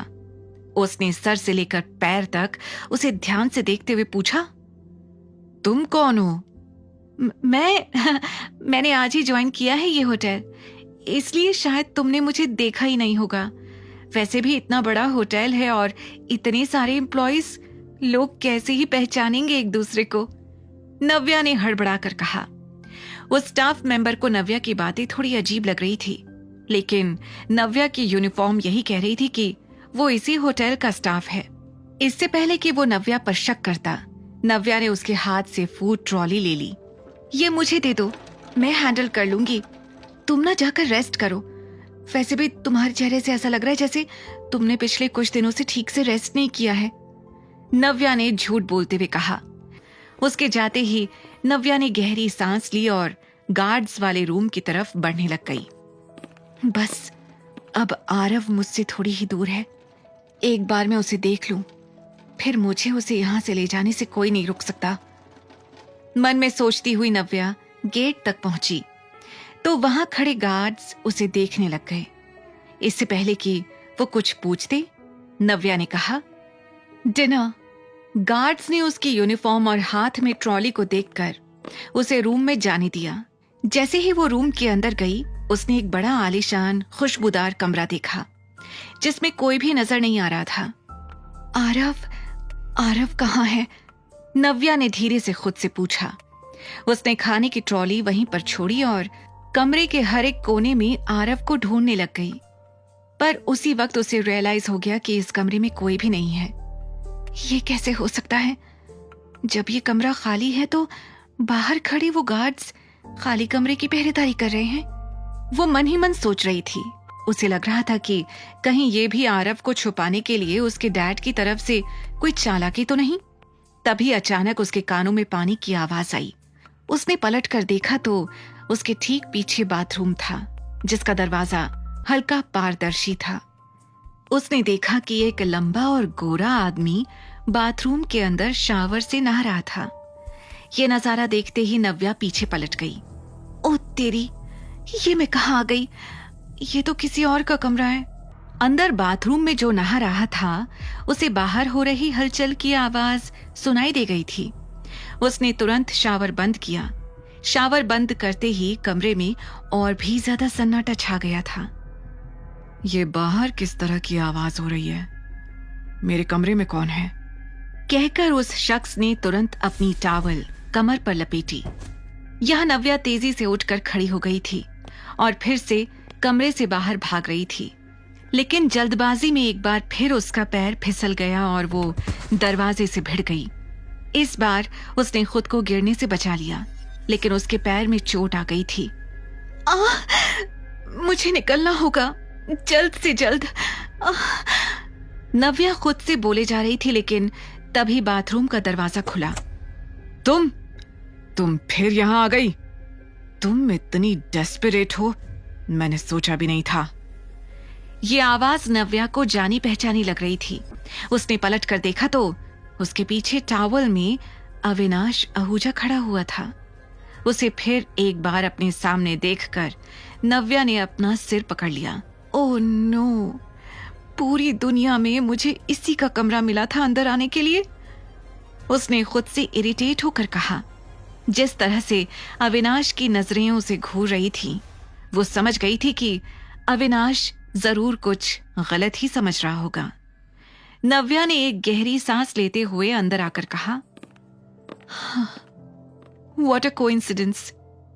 Yes, what a coincidence, Miss Navya. Avinash की आवाज में शक और गुस्सा दोनों सुनाई दे रहे थे। नव्या इस वक्त अपनी सफाई देना तो नहीं चाहती थी, लेकिन उसे पता था कि उससे यहां आकर एक बड़ी गलती हो गई थी। वो पूरी तरह से अविनाश की ओर देख भी नहीं पा रही थी।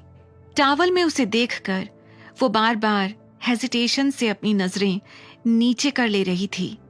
देखिए मिस्टर आहूजा, अगर मैं आपसे कहूं कि मेरा यहाँ इस तरह से कमरे में आना सिर्फ एक एक्सीडेंट था, तो क्या आप मेरा यकीन करेंगे?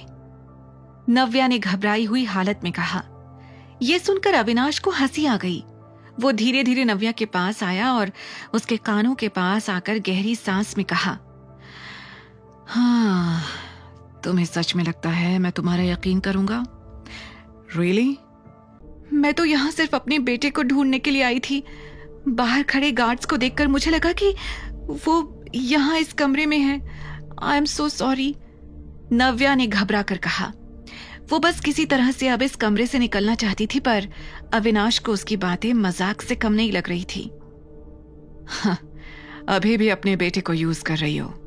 Don't you have any Shem?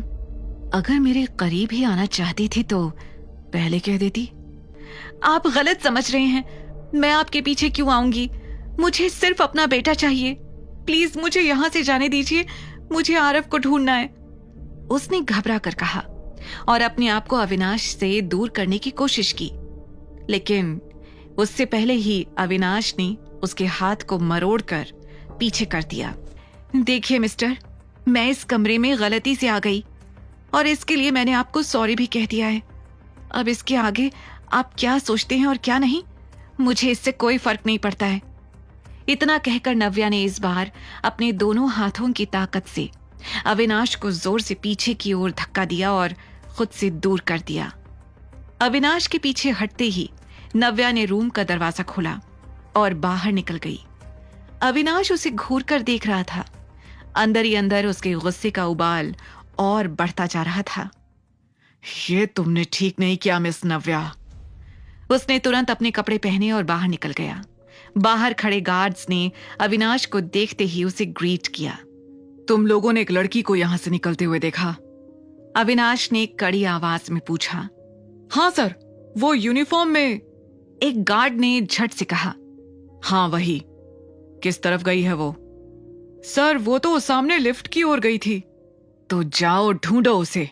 Find that girl now, चिल्लाते हुए अविनाश ने कहा और अपने गार्ड्स को नव्या के पीछे भेज दिया। यहां नव्या ने लिफ्ट के ठीक बगल वाली सीढ़ी ली और भागते हुए नीचे वाले फ्लोर पर आ गई। जैसे ही उसने देखा कि अब उसके पास कोई नहीं है और वो पूरी तरह से सेफ है, उसने अपना सिर पीछे दीवार की ओर टिकाया और गहरी सांस लेने लगी। मैं कहाँ फंस गई थी? आरव अगर उस कमरे में नहीं था तो कहाँ होगा? कहाँ ढूंढूंगी मैं उसे इतने बड़े होटल में? कैसे मिलेगा Aarav? Please somebody help me. Navya गहरी सांस लेकर बोल रही थी। उसकी धड़कनें तेज थीं और आंखें नम। तभी सामने से एक आवाज आई। हे नव्या! नव्या ने घबराकर अपनी आंखें खोली तो देखा कि उसके सामने रितिका खड़ी हुई थी। रितिका को देखकर वो और भी ज्यादा डर गई। उसे समझ नहीं आ रहा था कि वो उसके सवालों का क्या जवाब देगी। तुम कहाँ गायब हो गई थी? I was searching for you everywhere. Navya को पता था कि रितिका जरूर उससे ये सवाल पूछेगी। नव्या ने कुछ सोचा और कहा, वो मैं वॉशरूम गई और उसके बाद रास्ता ही भूल गई। इतना बड़ा होटल है, सारे फ्लोर्स एक जैसे, मैं बहुत कंफ्यूज हो गई थी। नव्या, इसीलिए तो मैंने तुम्हें साथ रहने के लिए कहा था। एनीवेज, अब तुम इधर उधर मत जाना और मेरे साथ ही रहना। याद है ना मैनेजर सर ने क्या कहा था? प्रेसिडेंशियल स्वीट में हमारे सबसे ज्यादा खास गेस्ट हैं। अगर उन्हें किसी भी तरह का डिस्टर्बेंस हुआ तो सर किसी को नहीं छोड़ेंगे। आज ही तुमने ज्वाइन किया है, आज ही वापस जाना चाहती हो क्या?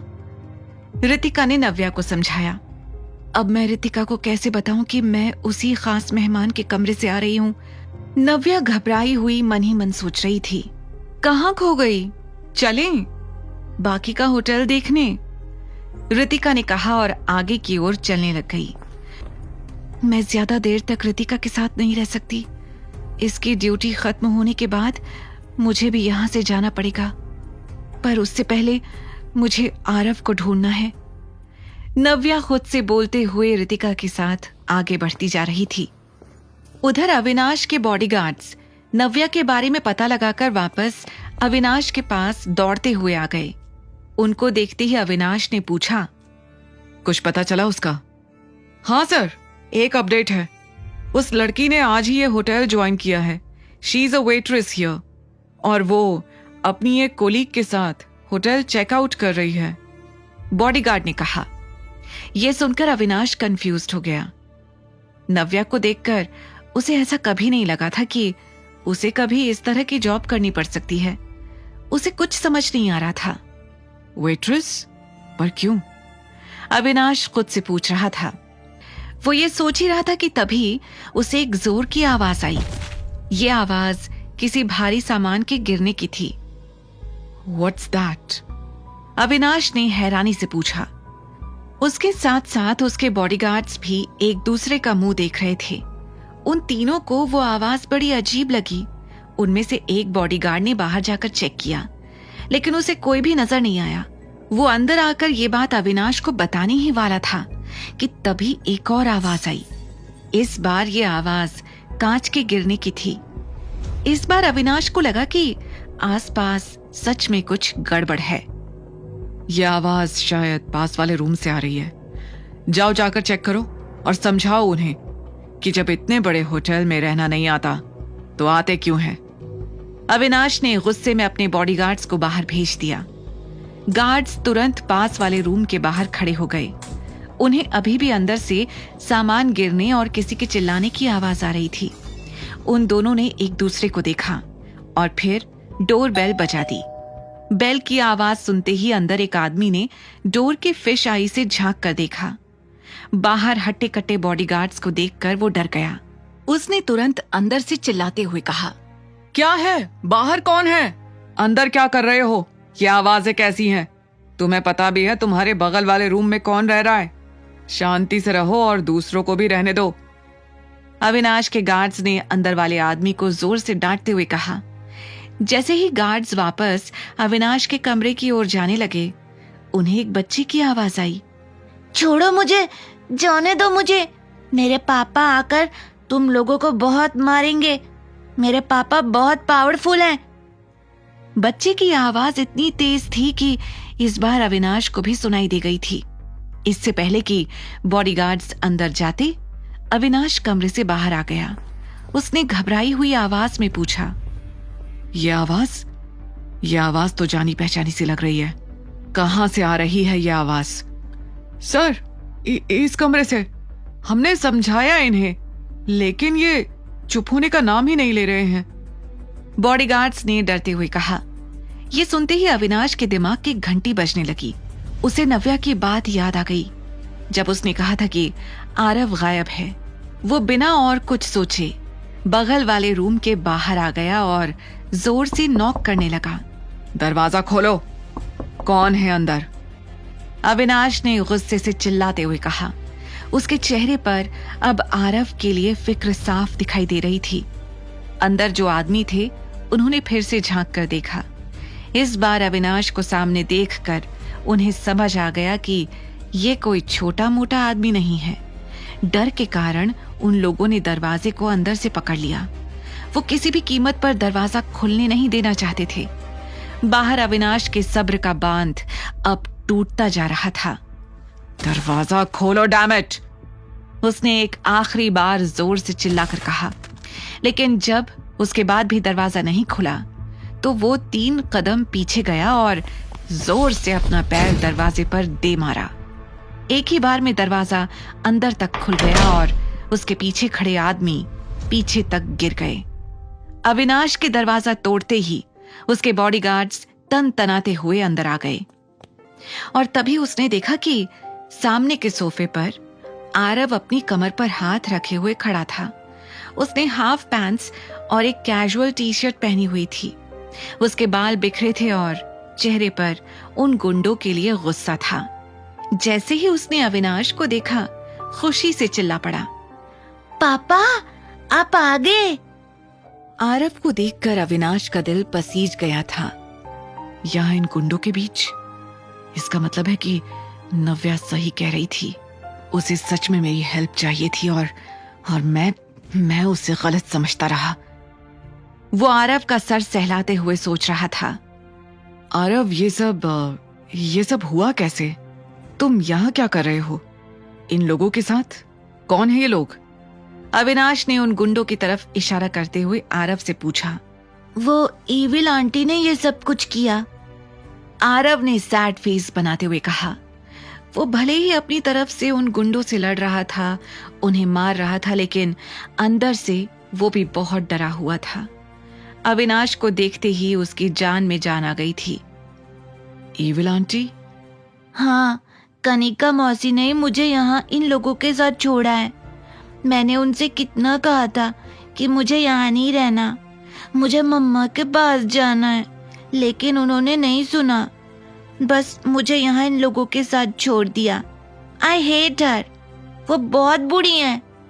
आरव ने गुस्से में कहा। उसकी बातें सुनकर अविनाश का गुस्सा कनिका के लिए बढ़ता ही जा रहा था। तभी अविनाश को नव्या की बात याद आई, जब उसने बताया था कि शेखर सिन्हा ने ही आरव को किडनैप किया है। ये सोचकर उसने आरव से कहा, आरव, तुम्हारी आंटी ने तुम्हें यहाँ बंद क्यों किया है? ये कब हुआ? कल पार्टी में तो तुम अपनी मम्मा के साथ ही थे। अविनाश को लगा नहीं था कि आरव उसके इस सवाल का जवाब दे पाएगा, लेकिन उसने जितना सोचा था, आरव उससे भी ज्यादा स्मार्ट निकला। कल पार्टी के बाद जैसे ही आपने मम्मा को हॉस्पिटल में एडमिट किया था, वो ईविल आंटी मेरे पास आ गई थी। उन्होंने मेरा हाथ पकड़ा और मुझे यहाँ से ले गई। उन्होंने कहा कि जब तक मैं यहाँ रहूंगा, मम्मा नानू की बात सुनेगी और वैसे ही करेगी जैसे नानू कहेंगे। उसकी मासूम आवाज में ये सब कुछ सुनकर अविनाश का गुस्सा बढ़ता ही जा रहा था। नानू, नानी और ईविल आंटी अच्छे नहीं है। वो हर टाइम मम्मा को परेशान करते रहते हैं। They are very bad. Avinash को यकीन नहीं हो रहा था कि शेखर सिन्हा ने अपनी ही बेटी को परेशान करने के लिए उसके बेटे का किडनैप किया था। सच अ शेमलेस फादर। कोई ऐसा कैसे कर सकता है? उसके मुंह से गुस्से से निकला। उसने तुरंत आरव को बेड पर प्यार से बैठाया और अपना फोन उठाकर उसे दिया। लो, अपनी मम्मा को कॉल करके बुलाओ, उन्हें कहो कि तुम्हें लेने के लिए आ जाए। ये सुनकर आरव ने बहुत ही एक्साइटेड तरीके से अविनाश का फोन हाथ में ले लिया, लेकिन जैसे ही वो नव्या का नंबर डायल करने वाला था, उसके मन में एक सवाल आया और उसने पूरे हक के साथ पूछा, पापा, क्या आप मुझे और मम्मा को अपने साथ अपने घर नहीं लेकर जाओगे? ये सुनते ही अविनाश ब्लैंक हो गया था। उसे समझ ही नहीं आ रहा था कि उसे आरव को क्या जवाब देना चाहिए। बोलो ना पापा, आप कुछ बोल क्यों नहीं रहे?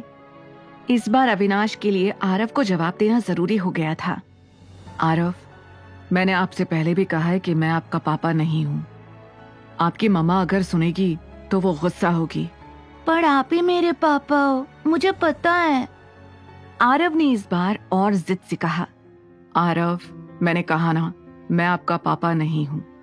अच्छा, अब अपनी मम्मा को फोन करो, वो आपको लेने आएगी। पर पापा आप... आरव कुछ कहने वाला था, लेकिन तभी अविनाश उठकर वॉशरूम में चला गया। अब मैं आरव को कैसे समझाऊं कि हाँ बोलकर मैं उसे कोई झूठी उम्मीद नहीं देना चाहता। अविनाश मन ही मन सोच रहा था। आरव की आंखों में अभी तक जो आंसू रुके हुए थे वो बहने शुरू हो गए थे। वो इस वक्त बहुत अकेला फील कर रहा था। मम्मा का फोन नहीं लग रहा और पापा वो कहते हैं कि वो मेरे पापा ही नहीं है। मेरे पास अब कोई भी नहीं है। मम्मा भी पता नहीं कहाँ चली गई। मैं बिल्कुल अकेला हो गया हूँ। तभी वॉशरूम का दरवाजा खुला और अविनाश ने बाहर आकर आरव की हालत देखी। आरव, आरव रो रहा है, खुद से कहकर अविनाश को बहुत बुरा फील हुआ। मैंने शायद कुछ ज्यादा ही कह दिया आरव को। ये 5 साल का बच्चा ही तो है, इतनी समझ नहीं है इसे कि मेरी कहीं बातें समझ सके। अविनाश धीरे धीरे चलकर आरव के पास आया और उसके सामने घुटनों पर बैठ गया। आरव रोते हुए नीचे देख रहा था। अविनाश की तरफ देखने की हिम्मत नहीं हो रही थी उसकी। अविनाश ने हल्के हाथों से आरव के आंसुओं को पोंछा और उसका चेहरा ऊपर करने की कोशिश की। इससे पहले कि वो कुछ और कहता, आरव ने दबी हुई आवाज में कहा, मम्मा का फोन नहीं लग रहा है। मैंने उन्हें फोन किया था, आप चाहे तो देख लो। ये सुनकर अविनाश को और भी बुरा फील हुआ।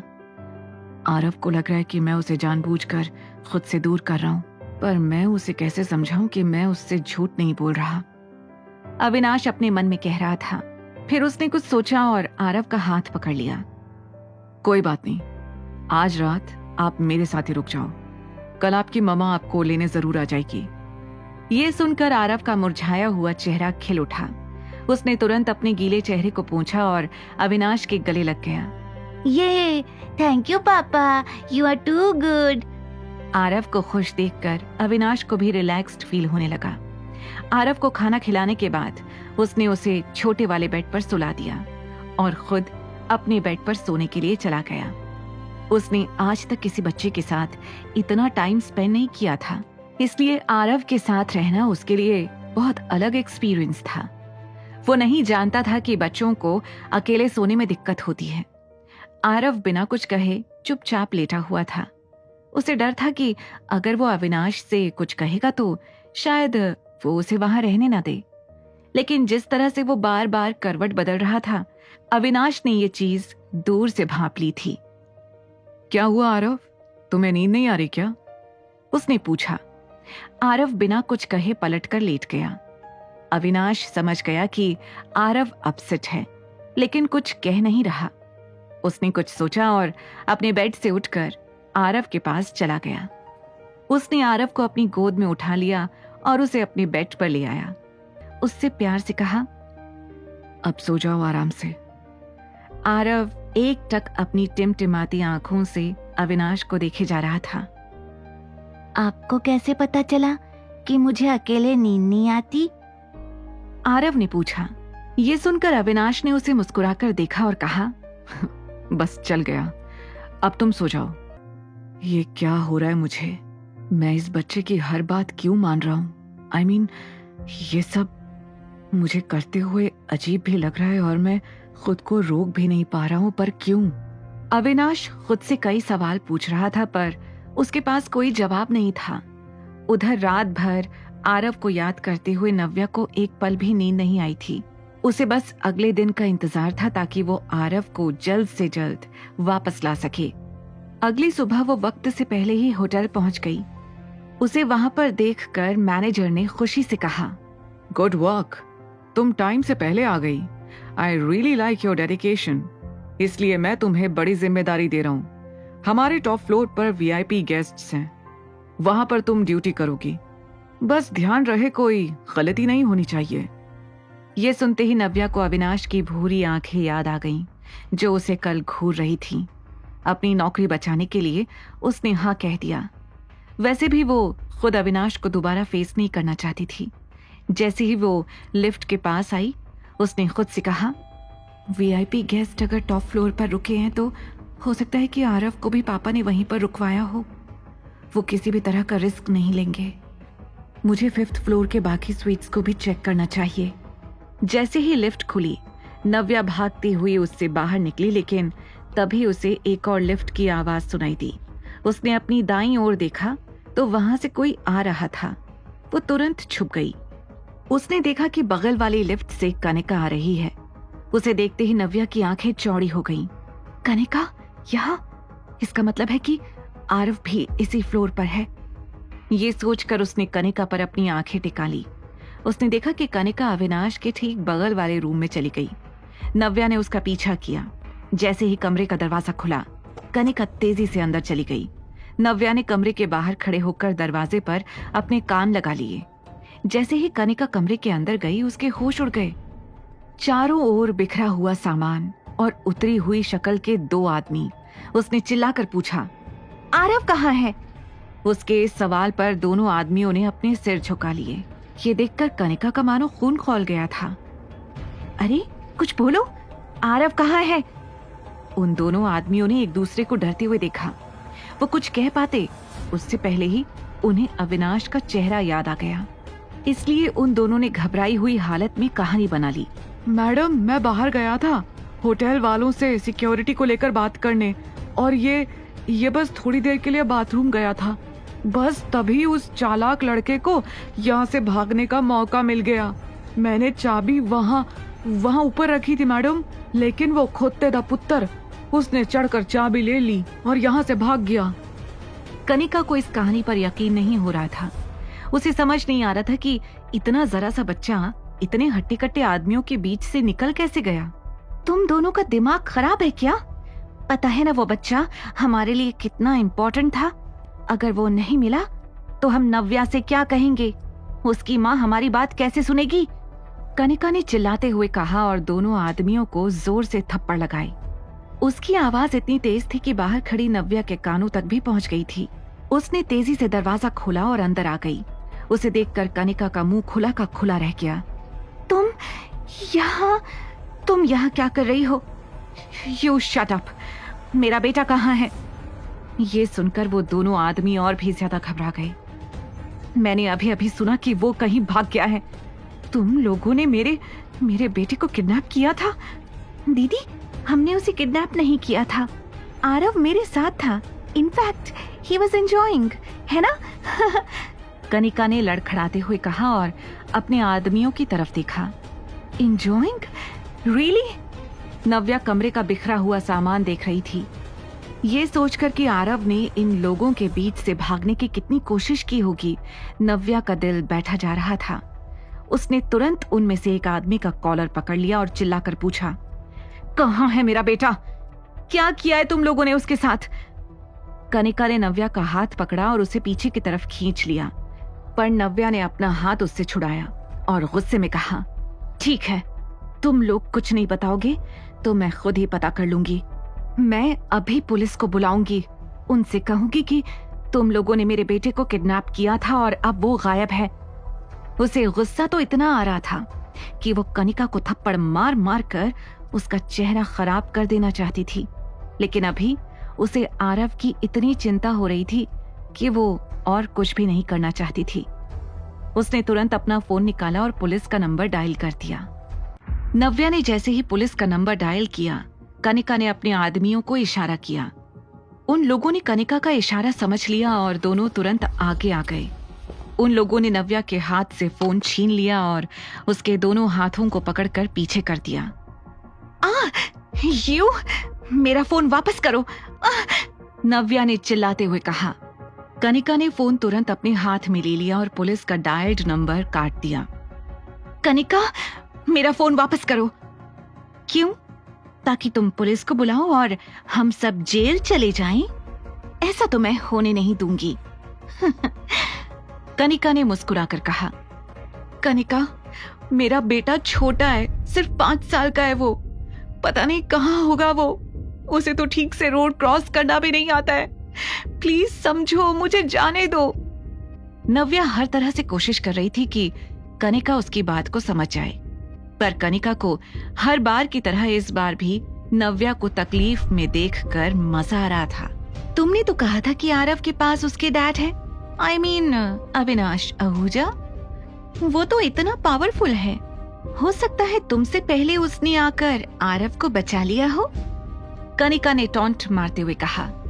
ये सुनकर नव्या को समझ नहीं आ रहा था कि वो क्या कहे।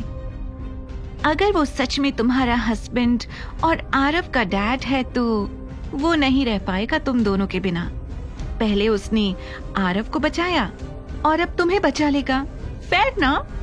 कनिका की ये बात सुनकर नव्या ने झटपटाते हुए अपना हाथ उन आदमियों से छुड़ाने की कोशिश की, लेकिन उनकी ताकत के सामने नव्या कुछ नहीं कर पा रही थी। अगर मेरे बेटे को कुछ भी हुआ ना तो I will kill you Kanika. उधर आरव की नींद सुबह जैसे ही खुली, उसने आवाज लगाई, मम्मा। उसने घबराकर अपने आसपास देखा तो नव्या कहीं भी नहीं थी। अविनाश सुबह उठकर अपने ऑफिस का काम कर रहा था। आरव की डरी हुई हालत देखकर वो तुरंत उसके पास आ गया। आरव, उठ गए तुम? अविनाश को सामने देखते ही आरव ने उसे कमर से हक कर लिया। मम्मा ने वापस फोन क्यों नहीं किया अभी तक? उन्हें पता तो चल गया होगा ना कि हमने उन्हें कल फोन किया था, तो फिर उन्होंने फोन क्यों नहीं किया? आरव के मन में एक के बाद एक सवाल आ रहे थे, लेकिन अविनाश के पास उनका कोई जवाब नहीं था। कल तो वो पूरे होटल में घूम रही थी, यहाँ तक कि मेरे कमरे में भी आ गई थी आरव को ढूंढते हुए। तो फिर अब वो क्यों गायब है? अब आरव उसका इंतजार कर रहा है तो वो कहाँ है? अविनाश को कुछ समझ नहीं आ रहा था। उसने तुरंत ही अपने बॉडीगार्ड्स को अंदर बुलाया और स्ट्रिक्ट ऑर्डर्स देते हुए कहा, पता करो नव्या कहाँ है। तुम लोग कह रहे थे कि उसने ये होटल ज्वाइन कर लिया है। पता करो आज वो आई है या नहीं, और अगर नहीं आई है तो कहाँ है वो? ये सुनकर उसके बॉडीगार्ड्स तुरंत काम पर लग गए। सर, हम लोगों ने होटल के मैनेजर से भी बात की और यहाँ के सर्विलेंस कैमरास भी देखे। हमें पता चला है कि मिस नव्या सुबह होटल आई थी, लेकिन कनिका सिन्हा और उनके आदमियों ने मिस नव्या को किडनैप कर लिया है। वो लोग उन्हें पीछे के रास्ते से बाहर लेकर गए हैं, एक बॉडीगार्ड ने बताया। ये सुनते ही आरव घबरा गया। मम्मा को वो इवल आंटी लेकर गई है। पापा, कुछ करो, वो मम्मा को बहुत परेशान करेगी। अविनाश एक टक आरव को देख रहा था और सोच रहा था कि नव्या इस वक्त कहाँ हो सकती है। उधर नव्या को कनिका और उसके आदमियों ने कार में बैठा दिया। जैसे ही उसके मुंह से हाथ हटा, नव्या ने अपने बचाव में चिल्लाना शुरू कर दिया, छोड़ो मुझे, लीव मी। इससे पहले कि वो और चिल्लाती, कनिका के आदमियों ने उसके हाथ बांध दिए, उसके मुंह पर टेप लगा दिया और उसकी आंखों पर पट्टी बांध दी। नव्या को समझ नहीं आ रहा था कि वो किस रास्ते पर जा रही है। अब ना वो अपने आप को छुड़ाने की कोशिश कर पा रही थी और ना ही चिल्लाने की। वो अपने पैरों को पटक कर झटपटाने की कोशिश कर रही थी, लेकिन उससे भी कुछ खास फर्क नहीं पड़ रहा था। थोड़ी देर के बाद नव्या को महसूस हुआ कि उसकी गाड़ी कहीं रुकी है। कनिका के आदमियों ने उसका हाथ पकड़ा और उसे गाड़ी से नीचे उतारकर एक कमरे की तरफ ले गए। कहाँ ले आए हैं ये लोग मुझे? मैं कैसे निकलूंगी यहाँ से बाहर? कैसे पहुंचूंगी मैं आरव के पास? नव्या मन ही मन सोचकर घबरा रही थी, लेकिन वो कुछ भी कह नहीं पा रही थी। कुछ देर बाद उसे किसी के आने की आहट सुनाई दी। जैसे ही उसकी आंखों से पट्टी हटी, रोशनी से उसकी आंखें चुंधिया गईं। उसने जैसे ही अपनी आंखें खोली तो सामने कनिका खड़ी थी। उसे देखकर नव्या तेजी से झटपटाने लगी, जैसे वो बहुत कुछ कहना चाहती हो। कनिका ने मुस्कुराते हुए धीरे से उसके मुंह से टेप निकाला। नव्या को जोर से खांसी आ गई। ये तुम कहाँ ले आई हो मुझे? ये तो सिन्हा पैराडाइज का आउट हाउस है ना? क्या करना चाहती हो तुम? मुझे जाने दो, मुझे आरव को ढूंढना है। चिल्ला चिल्ला कर नव्या का चेहरा पूरा लाल हो गया था। उसकी बेचैनी और घबराहट देखकर कनिका को बहुत खुशी मिल रही थी। इस तरह हाथ पैर पटकने का कोई फायदा नहीं है। यहाँ पर सिक्योरिटी बहुत टाइट है, तुम चाहकर भी यहाँ से भाग नहीं पाओगी। और वैसे भी तुम्हें यहाँ से क्यों ही जाना है? वो है ना तुम्हारा आशिक, the business tycoon, the handsome Avinash Ahuja. वो आएगा तुम्हें ढूंढते हुए। जैसे उसने तुम्हारी बेटी को बचाया होगा, अब वो तुम्हें बचाएगा। कनिका ने इतराते हुए अपने बालों को सही करते हुए कहा, आज मैं देखना चाहती हूँ कि वो अविनाश आहूजा तुम्हारे लिए क्या कर सकता है। मैं भी तो देखूं कितना गहरा है तुम्हारा रिश्ता। उसने मन में कहा और मुस्कुराने लगी। नव्या को कुछ समझ नहीं आ रहा था। उसे पता था कि अगर उसने अपने और अविनाश के रिश्ते के बारे में कनिका के सामने सच कह दिया तो बहुत गड़बड़ हो जाएगी, और अगर नहीं कहा तो उसकी उम्मीदें और भी बढ़ती जाएंगी। उसके चेहरे पर परेशानी देखकर कनिका ने अंदाजा लगाना शुरू कर दिया कि कोई बात तो जरूर है। क्या हुआ? क्या सोच रही हो? यही कि अविनाश आएगा या नहीं? ये सुनकर नव्या घबरा गई। अगर वो सच में तुम्हारा हस्बैंड है तो वो जरूर आएगा यहाँ पर, और अगर तुमने हम लोगों से झूठ बोला है तो बात अलग है। जैसे ही कनिका ने ये बात कही, नव्या की नजरें झुक गई। वेट, क्या तुमने हम लोगों से झूठ कहा है? अविनाश आहूजा तुम्हारा हस्बैंड और आरव का डैड नहीं है? तुम अभी तक हम लोगों को धोखा दे रही थी। कनिका ने एक के बाद एक कई सवाल करने शुरू कर दिए। Of course not, नव्या ने घबरा कर कहा। ठीक है फिर, अगर ये सच है तो आने दो उसे, अब वही बचाएगा तुम्हें और तुम्हारे बेटे को। इतना कहकर कनिका ने अपना चश्मा पहना और वहां से जाने लगी। नव्या उसके पीछे से चिल्लाती रही, उसे जाने देने की भीख मांगती रही, लेकिन कनिका ने उसे पलटकर भी नहीं देखा। तभी नव्या ने एक और शख्स को वहां आते हुए देखा। वो शख्स कोई और नहीं बल्कि शेखर था। उसने आते ही कनिका से सवाल किया, ये सब क्या है? आरव कहाँ है? मैंने तुमसे आरव का ध्यान रखने के लिए कहा था ना। मैं आपकी बेटी हूँ, आरव मेरा बच्चा है, आपको उसकी जरा भी चिंता नहीं है? नव्या ने चिल्लाते हुए कहा। लेकिन शेखर का ध्यान उस पर जरा भी नहीं था। ऐसा लग रहा था जैसे वो जानबूझकर नव्या को इग्नोर करने की कोशिश कर रहा हो। कनिका, इससे कह दो अगर ये और कुछ झेलना नहीं चाहती तो अविनाश आहूजा को हमारा बिजनेस पार्टनर बनने के लिए मना ले, नहीं तो यहीं सड़ती रहे। शेखर ने नव्या की तरफ बिना देखे ये बात कही और वहां से दन दनाते हुए निकल गया। सुना ना तुमने पापा ने क्या कहा? कनिका भी इतराकर वहां से निकल गई। शेखर जैसे ही आउट हाउस से बाहर आया, उसका इंतजार शिखा कर रही थी। उसने कनिका को मुस्कुराकर देखा और फिर फेक चिंता जताते हुए शेखर के कंधे पर अपना हाथ रखकर कहा, हानी, इस लड़की ने बहुत परेशान कर दिया ना तुम्हें।